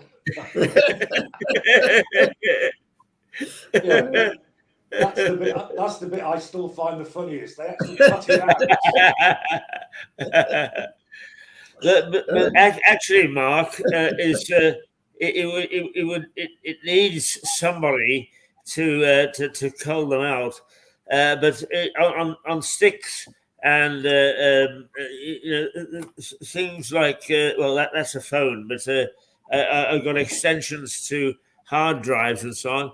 I've got almost every course, including that which we use for Russia Today television when we set it up. Every course that I've ever delivered, there is such a wealth of material to start this university that if you said, could you start it tomorrow, the answer would be, as long as I don't get some sleep tonight, yes. It's the right time. It's the right time, right place for doing that. And I think I've said before there have been a couple of other examples. Dyson set up an institute, and that's very small and obviously very very specialised. It's obviously around engineering, and he's put a lot of money into that himself. But I think that as Phil says, I think that we're not looking at entering the traditional university market.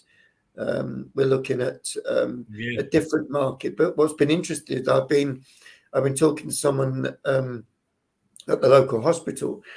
He runs all the labs in the hospital, and he said this would be an ideal platform for our laboratory technicians that don't have a degree to have the opportunity to get a degree. So they'll do 75% of their time working at the hospital, a bit like in the old days when people did evening classes. They'll be able to do their work during the day, and we'll give them 1 day a week off. And they'll do 2 evenings and we'll pay them for obviously 5 days. But we'll give them 1 day a week off.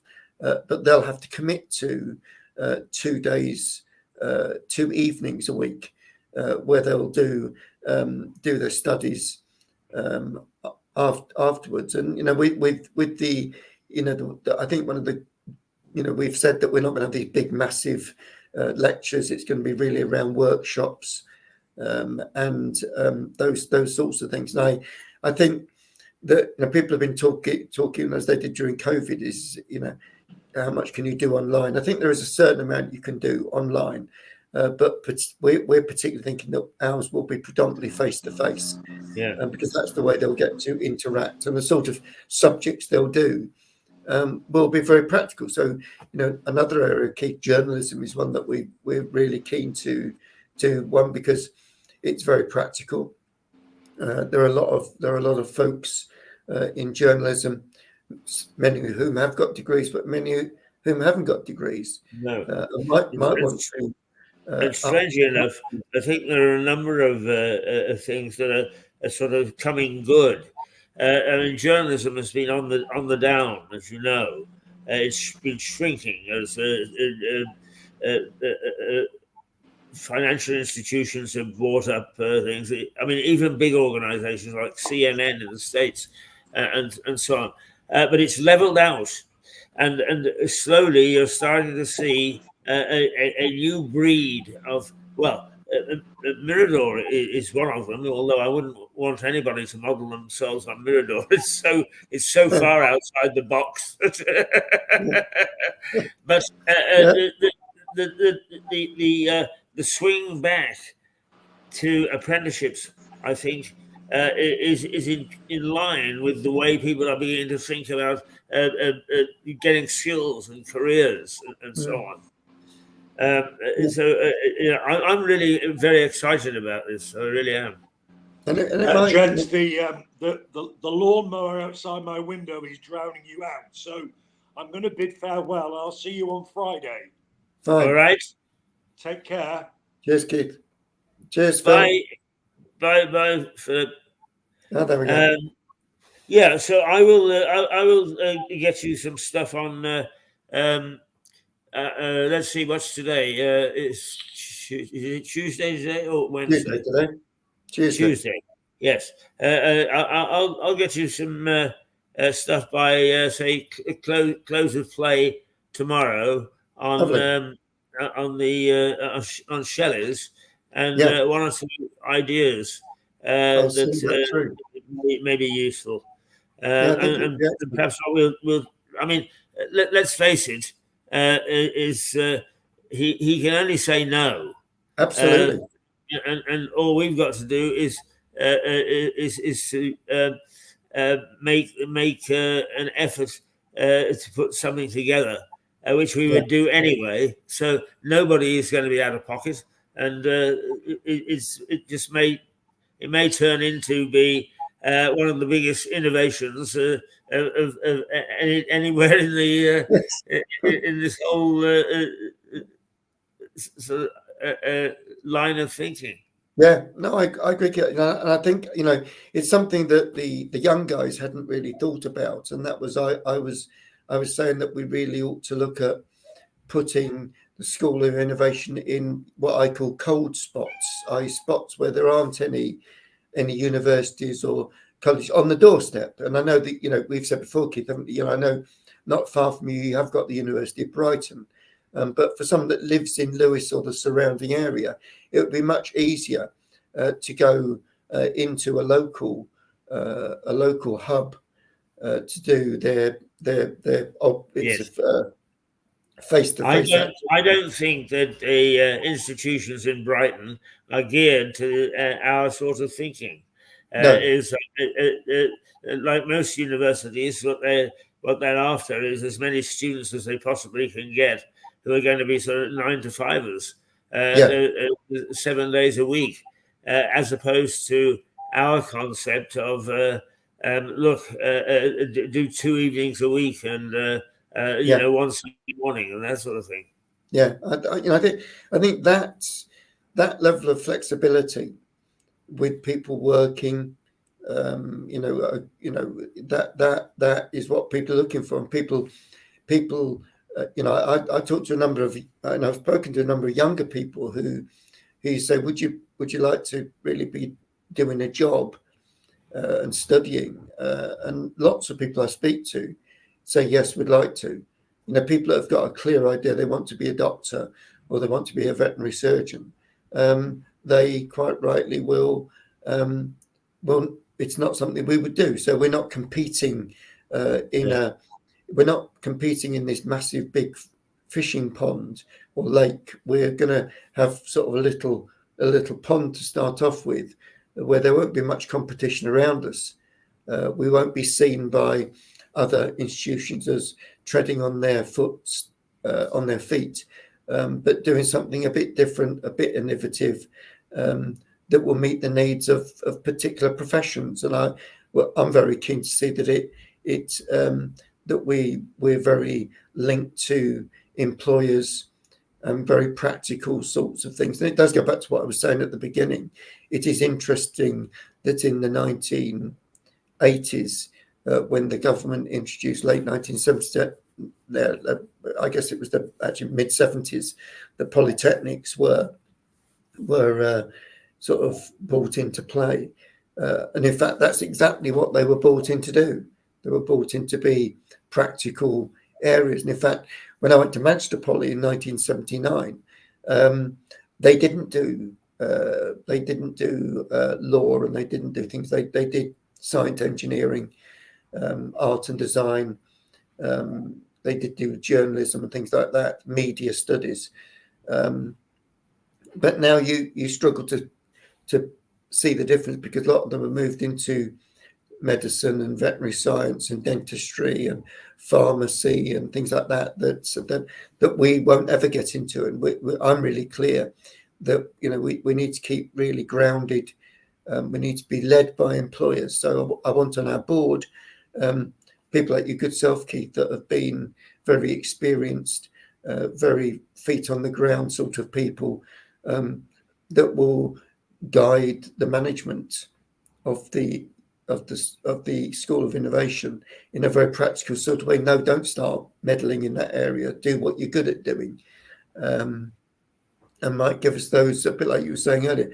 We might also give us the sort of links into key people that we can tap up and that we can use, etc. But it's I think I can't see how it won't work. No, I can't either. And I mean, there's still a thirst for knowledge amongst people, some of whom would never ever think or stand a chance of getting into a regular university. No. We've been looking at saying, we don't really need people to have A levels to come onto the program. We can bring people in, ideally people that have got good experience. Yes. And they used to, I don't know if you remember, Keith, when in good old days when we were together, there was something called APEL, Accreditation of Prior Experiential Learning, which was really about taking the experience that you'd had over a number of years, say working in the press side, maybe 5, 8, 10 years experience, and actually taking that and saying, great, build on that. Now come and you can do your degree if you want to, and you can, in 3 years you can get your degree. And because the amount of time, it might be that we can be even more innovative. And if we run the program instead of, as I said at the beginning of this little piece, most students have finished university now. So if you went to a university campus now, there'll be no students. So they'll have all of June, all of July, all of August, all of September, and start in October. So 5 odd months of not doing anything. Whereas what we could do is carry on. So absolutely. I mean, I think we should use it every month of the year. Yeah. We might have a break at Christmas, obviously, but we during the summer, there's no reason why we can't carry on teaching. If people want to go on holiday, missing a couple of weeks because of the way it will work won't make any difference. It must well mean that people can't go on holiday for a month. Yeah. But if people go on holiday for a couple of weeks, we'll be able to adapt the program to allow them to do that. And I don't see why we couldn't be saying to students, well, this is really cost effective because you can get your degree in 2 years. Yeah. Instead of 3. Absolutely. And the reason it takes 3 years or 4 years is because they've got half the year they're not being taught. because they have 2 weeks at Easter, 2 weeks at Christmas, and then 16 weeks in the summer at least. So you're soon up to 21, 22 weeks. And of course, with that, they've got a student loan, so they're leaving with debt. So I think it's not a difficult thing to promote. No, it's got a lot of positives. And develop it. A lot of positives. I mean, before we finish the discussion, it's just occurred to me on the media side. As you know, I did a lot of international development stuff, starting radio and television stations in various places like Kosovo and so on. But one of the things that there was a dearth of good trainers, and is the DFID and so on were really aware of this. No government department ever admits to a failing, but they're aware. And if in fact we are a recognised university working with the government, then it would seem to me that we would stand a very good chance of getting them as clients, so that we were training their people to be able to go out and do a useful job in these places that are needed. So there are all sorts of possibilities, it seems to me. Yeah, absolutely. Yeah, I think that a big task, but it's a big task. It's an exciting task, Keith, and I think building on your expertise and your experience, it would be really, really useful. I'm going to ask Phil if he'd be interested in coming onto our little board, because I think with his legal background that will help us a lot as well. He's a great thinker as well. Yes, he is. Yeah, so he's a good chap too. Yeah, he's a really lovely guy. Very entertaining. Yeah, that's what we need is men and women of goodwill. Absolutely. Yeah, people and also, Keith, because you all said, and I think the other bit that's really important is that it's fun. And when people get engaged in it, they have a good time, they have a bit of a laugh, and it's that's what makes it really enjoyable. And that's what will make people will succeed and do well. Well, it's a very appealing project, is it not? Yeah, I think so. It's I think it's something that is missing at the moment. And I think I couldn't agree more. And also is the other thing that appeals to me, and I'm sure you haven't thought about this, but I've said many a time, is Mirador has turned out some crackers of presenters and so on and so forth, who will never ever see the inside of an interview room at the BBC or at ITV, because there is a hierarchical way of doing things and so on, and you can't break that barrier down.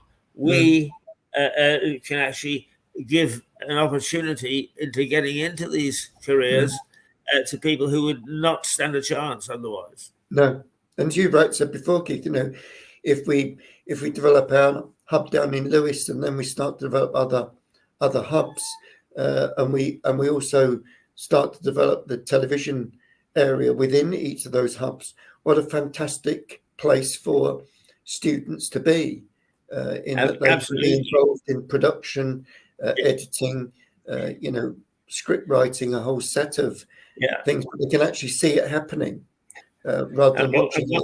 Once we actually have got this thing going, to me, it would be the sort of thing that people will come knocking the door down to be part of, because it is so different and innovative. Yeah, I totally agree. So exciting. Yeah. Exciting.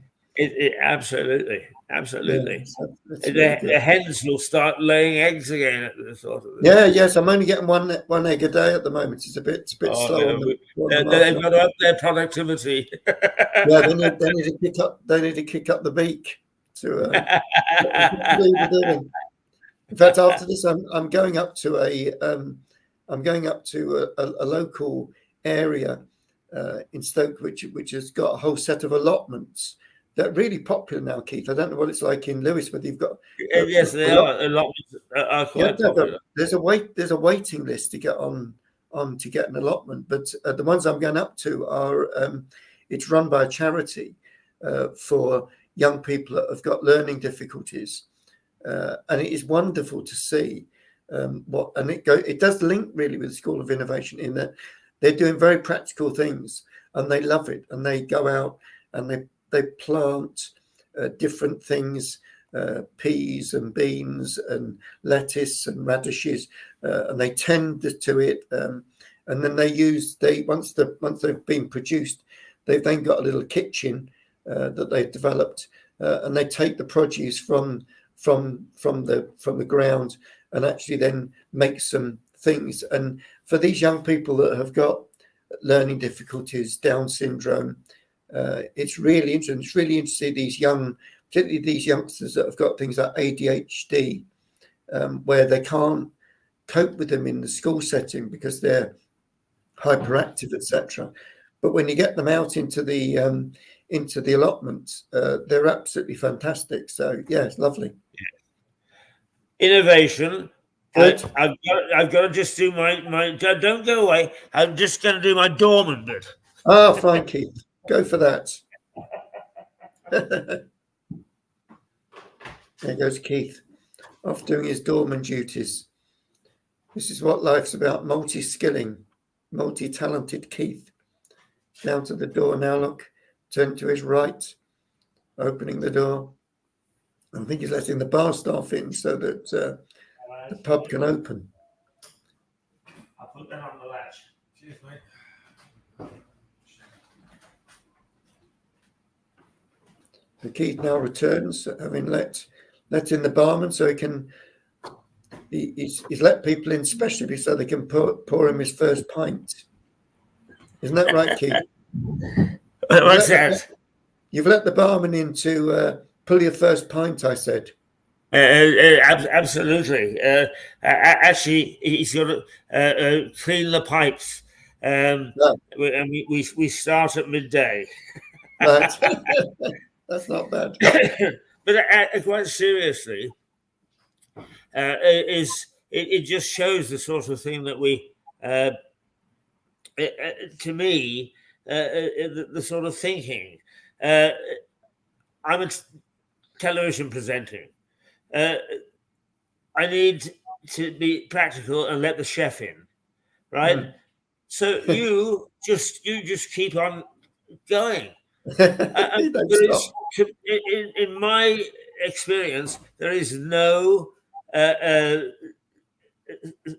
sort of precedent for that. In other words, it is real innovation into television. You're a presenter and you're a doorman at the same time. Yeah, no, it's absolutely right. And it calls upon different skills. Yeah, well, I'm saying and actually it's really good at reflecting real life, where you've got to multi-skill. You can't just do one thing. So you can't just sit in a lecture theatre like this listening. You need to be able to do. You need to be able to, let someone in, let the chef in, and do this and that, and also carry on doing what you're doing without it all falling apart. And that's the sort of thing that I think is real life. I look back to the days when I went to university, and I went to a polytechnic, not a university, and the subject I did was very practical. So I spent a lot of time doing practical things, but they didn't actually ever teach us communication skills. They didn't teach us any of those sorts of things that you need to do. But what we did have was what was called a sandwich course. I don't know if you remember those, Keith. They were you did a sandwich course, yes. You did 2 years in the university, and then you had 1 year where you went out and did a placement for a year. I actually I went to a place called Rothampstead in Hertfordshire, which was an experimental station where they were growing different types of crops and doing different tests on different crops, and it was something I'd never done before. But the one thing that I learned from that were many of the communication skills that I've got now, working in a team, time management, making sure that you're in. We used to do laboratory activities where it might mean that you were perhaps having to do things in the evenings. So you'd stay, and often it was 9 till 9, but you never thought anything about it, not finishing until 9. So hopefully this will do that. Even in the land of the mighty, is my Friday at Reuters was getting up at 4:30, going to Gatwick, catching the Gatwick Express into Victoria, being picked up by a car, taken up to Gray's Inn Road, and joining Melissa, Wow. to do the American business program, Coast to Coast. Then Wow. looking after any stories that the evening program wanted, and producing something called let's see, something business report, NBR, I think it was called, and that we couldn't end that until the New York Stock Exchange closed, which in our terms was 9 o'clock at night. Then we had to put the thing together to distribute it to 800 foreign television programs. Fantastic. That's fantastic. But that I think, Keith, I know that's why when you were engaged in teaching at London College, that's why the students loved you as their lecturer, because you brought real life into the lecture room, and you drew on all your vast experience, international experience, and that's what makes the area interesting. That's why I'm really keen that in the School of Innovation that we have people like you and others that are very experienced, that don't come in to give lectures, but run little workshops, get the students talking about things, come up with simulated projects. Students go away, do the simulated projects, then present them to someone like you, who would say, yeah, that's really good, but if you'd done this, you could have done that. And actually, I think that's the key to it all, really, is having that element of I agree. I mean, it's nice of you to say nice things about me. No, it's right, Keith. I remember, you're right in terms of philosophy. Yeah, absolutely. Yeah, I remember sometimes walking past the rooms that you were doing your lectures in, and there being raucous fits of laughter, because you brought humour into it. And some of your stories were really compelling, people remember that, Keith, don't they? People remember. Yes, they do. They do. That, and it's very, it's nice to do that. In fact, I think I said to you, I was doing a bit of clear of my mum's house, and I found I must dig it out and on Friday and hold it up and show it to you. But it was the publication, the first publication that you did for the London College magazine, and the first one we produced was at Christmas, before the Christmas break, and you got all the students putting together the various parts of it. You did a really great editorial. I wrote a little bit too, but quite a lot of it was written by your journalism students, and what a great thing that was. And we produced it and distributed it, and I think we did about 5 or 6 of those. I found one, so on Friday I'll bring it and hold it up and show it to you. You'll remember it. Absolutely, that's great. Yeah, lovely. Well, we've been going for an hour and a half together, Mark. Yes, lovely. I shall So pop up I to the allotments. sorry? I shall pop up to the allotments now, and Yes, they've you got an can. open date. So I'll go and do that. I figure that we have worked very hard. So I am actually going to show episode 3 of a repeat, of course, but of our documentary about Lewis, the bloody Brilliant. past of a tiny town. And then I'm going to say toodle pip and Toodle call pip. it a day. But I don't think that we've exactly been lazy today. No, I think it's been very good and most enjoyable. And I'll see you on Friday, Keith. I look forward to that.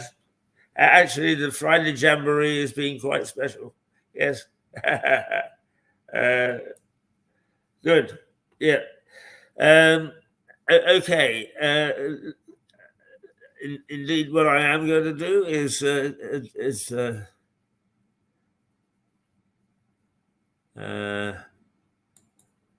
let's see if I can.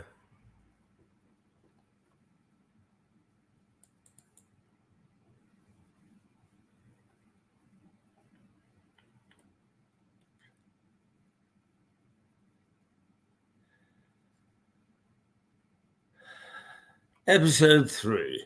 There we go. Coming up, the bloody past of a tiny town. Newcomers to Lewis or people who want to know about Lewis, this is one of our episodes, and I hope you'll find it interesting.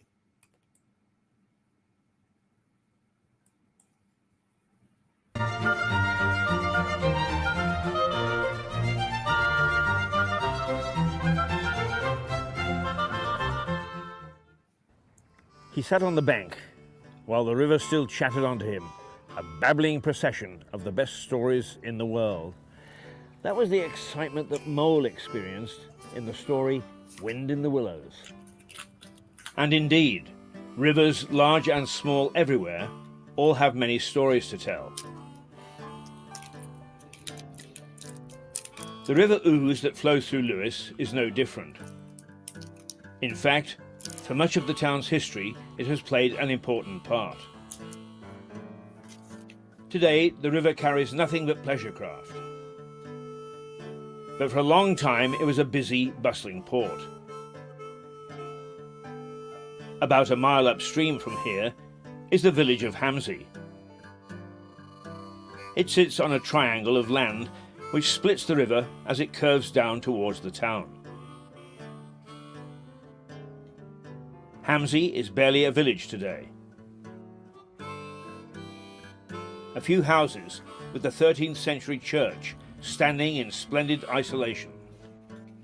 But Hamsey was a Saxon port in the pre-Norman era. Historians estimate that over 1,000 people lived here, populating a port that saw ships sail up the Ouse to trade goods. There is no doubt that the Normans had a bit to do with its demise. The area was handed over to a Norman lord. But the community was attacked by an enemy it couldn't stop.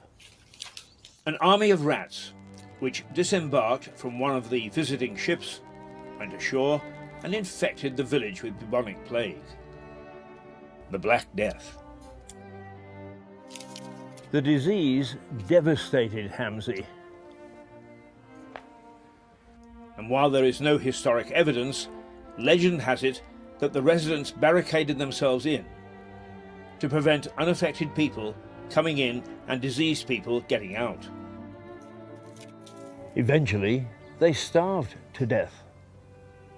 Named after the black rats which carried the plague, the Black Death killed over half the population in Britain between 1348 and 1349. The survivors founded another village off Ham, the modern thriving village of Opham. The plague attacked Lewis several times over the following centuries, each time causing significant loss of life.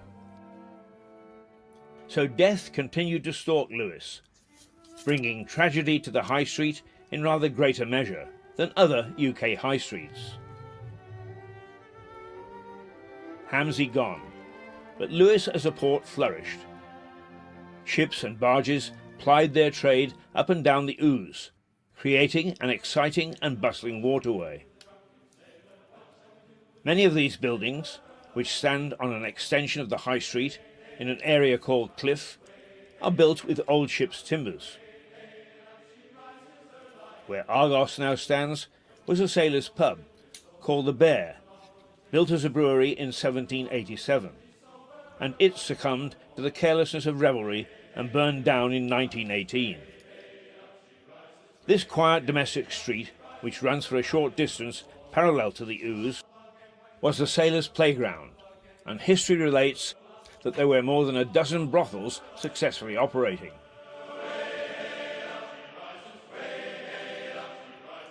Today, this street is known as Little Chelsea. Even the name makes it seem a nice place to live.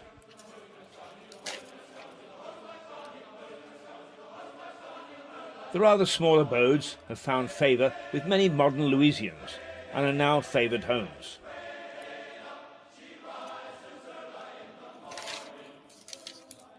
And why not? They look good in a twee kind of way. And if you're not living in a former brothel,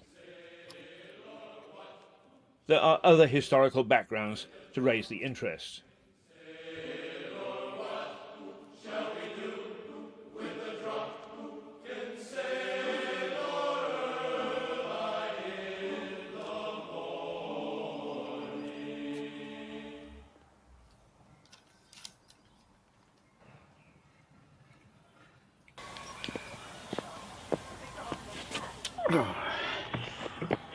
All this talk of pubs and trading around town, it saps my energy.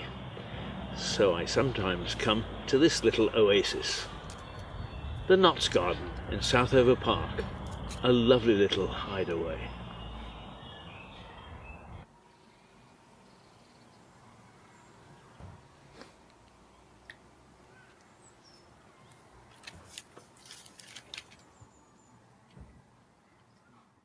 Back to the High Street, or at least its extension into the cliff area of Lewes. So I've been wandering around here because Lewes is full of antique stores and models.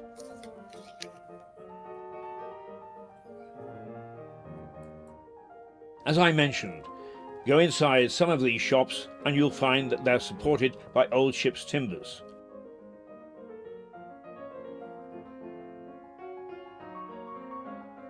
Another reminder of the days when Lewes was a port.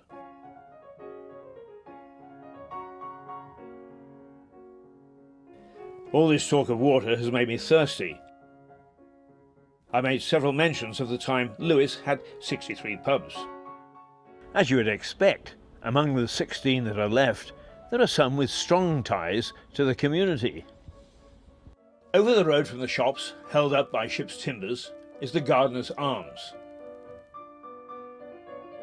There seems to be a tradition in Lewes, although no one admits to it, of omitting the epithet pub or tavern.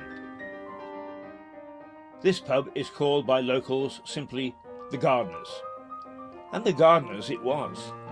The origins of this pub go back to when it was an ordinary house, owned by a gardener. Often, after work, he would invite other gardeners into his front room for a drink. Eventually, it made sense to formalize the ritual. So it turned into a pub. The Gardener's is a true pub. Unusual now, it only serves pork pies and sausage rolls. Yet each year it's in the top tier of finalists for Pub of the Year. Magnificent. Back to the Street of 1,000 Brothels. Well, perhaps not 1,000, but a few anyway. There's a pub called the Snowdrop. Nice pub, they tell me. Interesting for its name and where it stands. This is the site of England's deadliest avalanche. Just after Christmas in 1836, heavy snow built up on the edge of the downs. There were 7 cottages here where the pub now stands.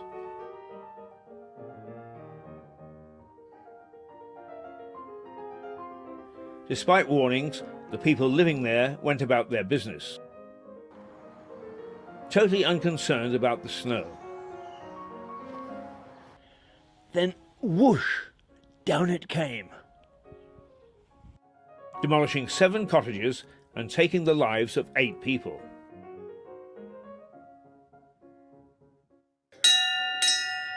Time, gentlemen, please.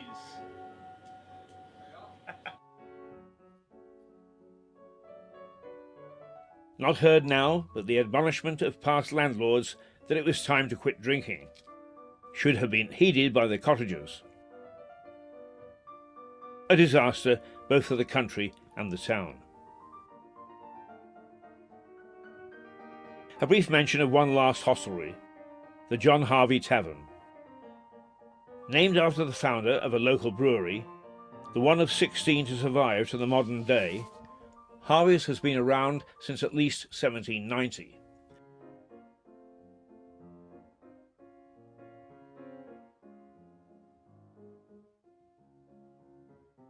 And an important inhabitant. Along with Mole and Ratty on the banks of the River Ouse. More on that later. For the moment, back to the bar. How I wish I'd lived in Lewes when it had 63 pubs. Bliss.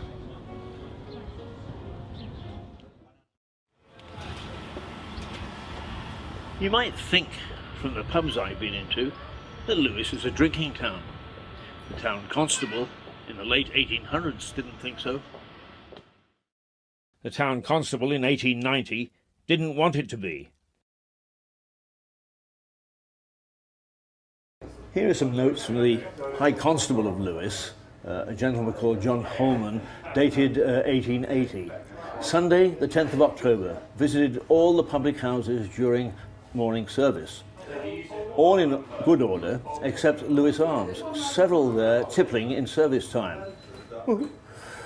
Sunday, the 17th of October, visited public houses, all in very good order, except the Lewes Arms. Again, a second time, several persons in both parlour and taproom tippling at 11:30 o'clock, time of divine service, gave the landlord a caution. Sunday, the 14th of November, visited public houses as usual, witnessed very great indecency in the person of George W. Several persons were tippling during divine service, and on our approach to do our duty, they were permitted to hide themselves upstairs in the pub. This was the 3rd or 4th offence of the same kind. Wow, bit different today. But beer is very close to the hearts of this Sussex town, because it's one of the main employers and industries.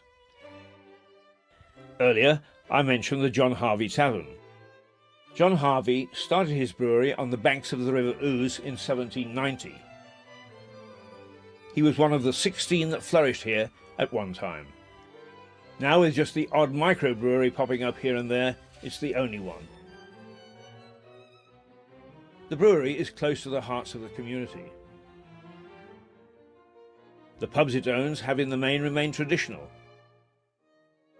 while its method of delivery has most definitely remained in the past. Miles Jenner is the chief brewer, and his range of beers reflects the activities of the local community.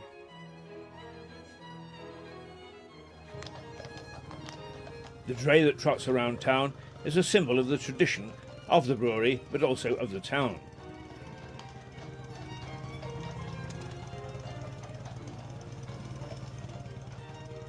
The beer maker turns out beers named after local events: Firecracker, Tom Paine, Bonfire Boy, and Lewes Castle.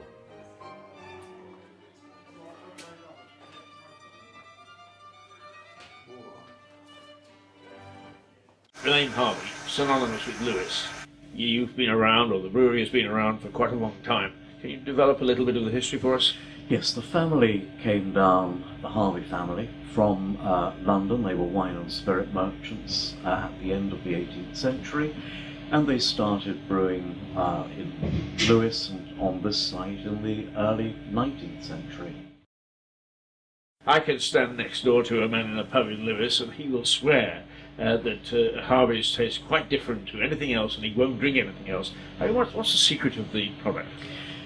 Any brewer's beer is really a derivative of his water and yeast strain.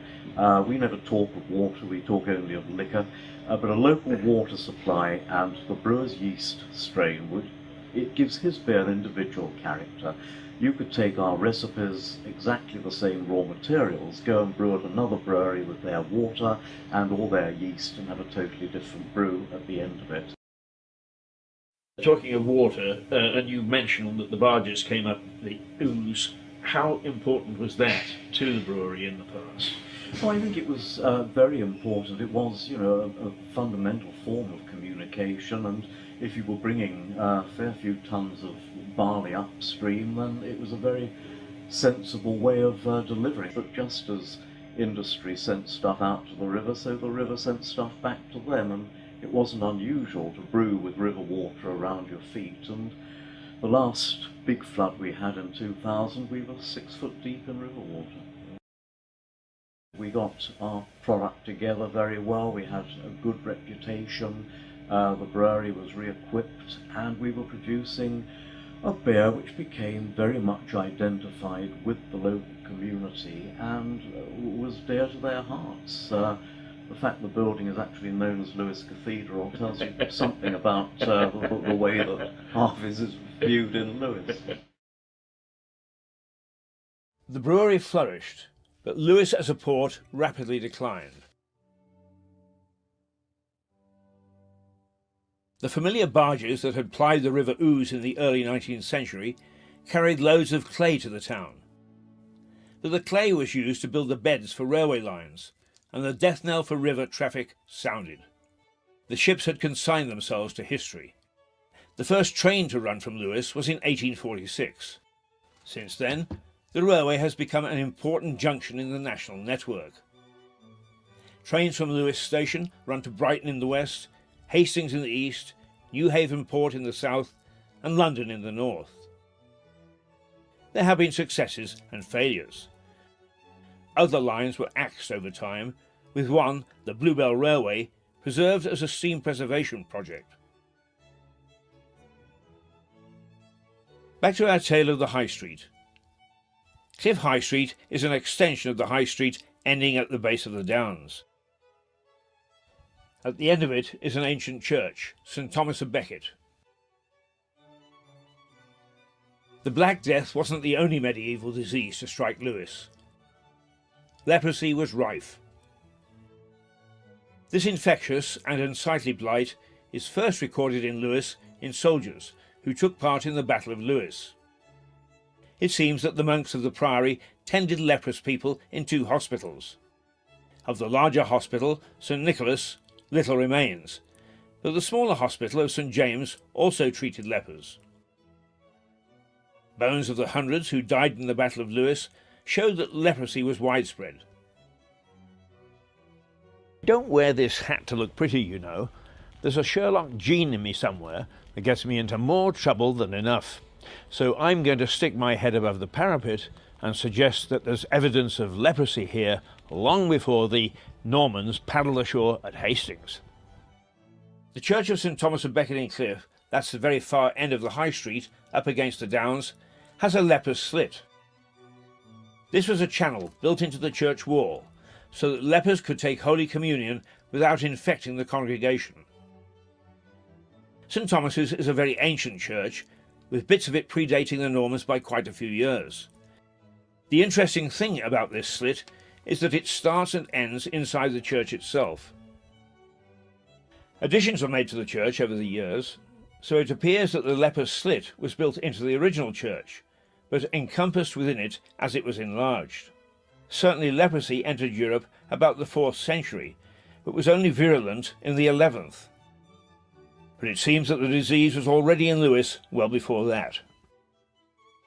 Anyway, the Cluniac Priory tended to lepers until a certain king's greed and love life shut the priory down.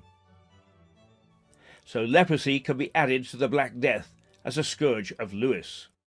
But let's shuck off the historic events of Bloody Lewis and celebrate the river, the way that our friends in Wind in the Willows did, the lovable mole and his friend Gung-Ho Ratty. Each summer, a raft race is held on the Ouse by the local round table.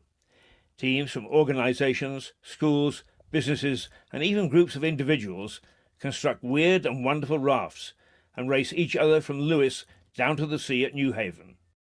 Not a very fair race. The crews bombard each other with flour and water bombs, water pistols and any other old rubbish. Spectators add to the mayhem by pelting other missiles at the crews. The first few hundred meters are quite torrid because from the bridges here, people hurl flour bombs and eggs and all sorts of things at you, really. But when you get past Lewis, it's quite peaceful and serene down the river, and you've got the tide to help you along as well.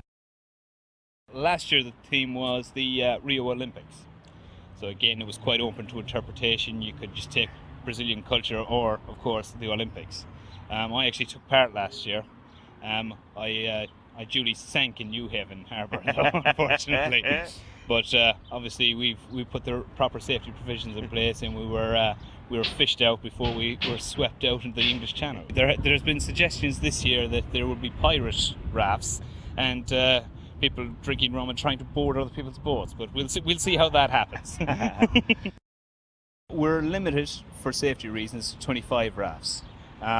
In the next number of weeks, we're going to have talks with all the safety bodies, and perhaps we may be allowed more, but obviously safety is our main priority. This year I've been absolutely inundated with applications. I think I've sent out over 100 application forms. Wow! Now, how do you select which of the 25 are going to be lucky? It's down to, in a lot of cases, the event is sponsored.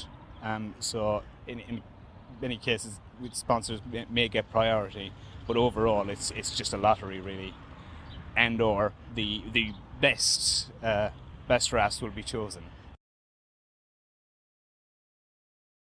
Now, in fundraising, do people just donate, or what do? Do you have people shaking cans? There's a certain amount of bucket collections, and also there's an entry fee for the raft race itself. A good portion of that money goes to the actual operational costs of providing the safety provisions and so on. But obviously, whatever's left over will go to the local charity. Right.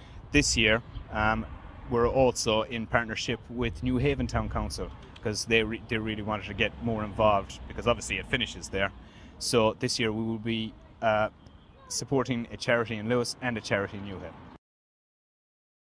A lot of people line the banks. Do you take an estimate of how many people are here on a good Sunday? We would estimate maybe 5,000 to 7,000, but we've no way of telling, really. But it seems to be a very popular event, and the people of the town have taken it to their hearts. Yes, indeed they have. I mean, it's a wonderful occasion. After all the bloodshed and death in this little town, that regatta makes me feel a lot better. Time for a little nap, I think.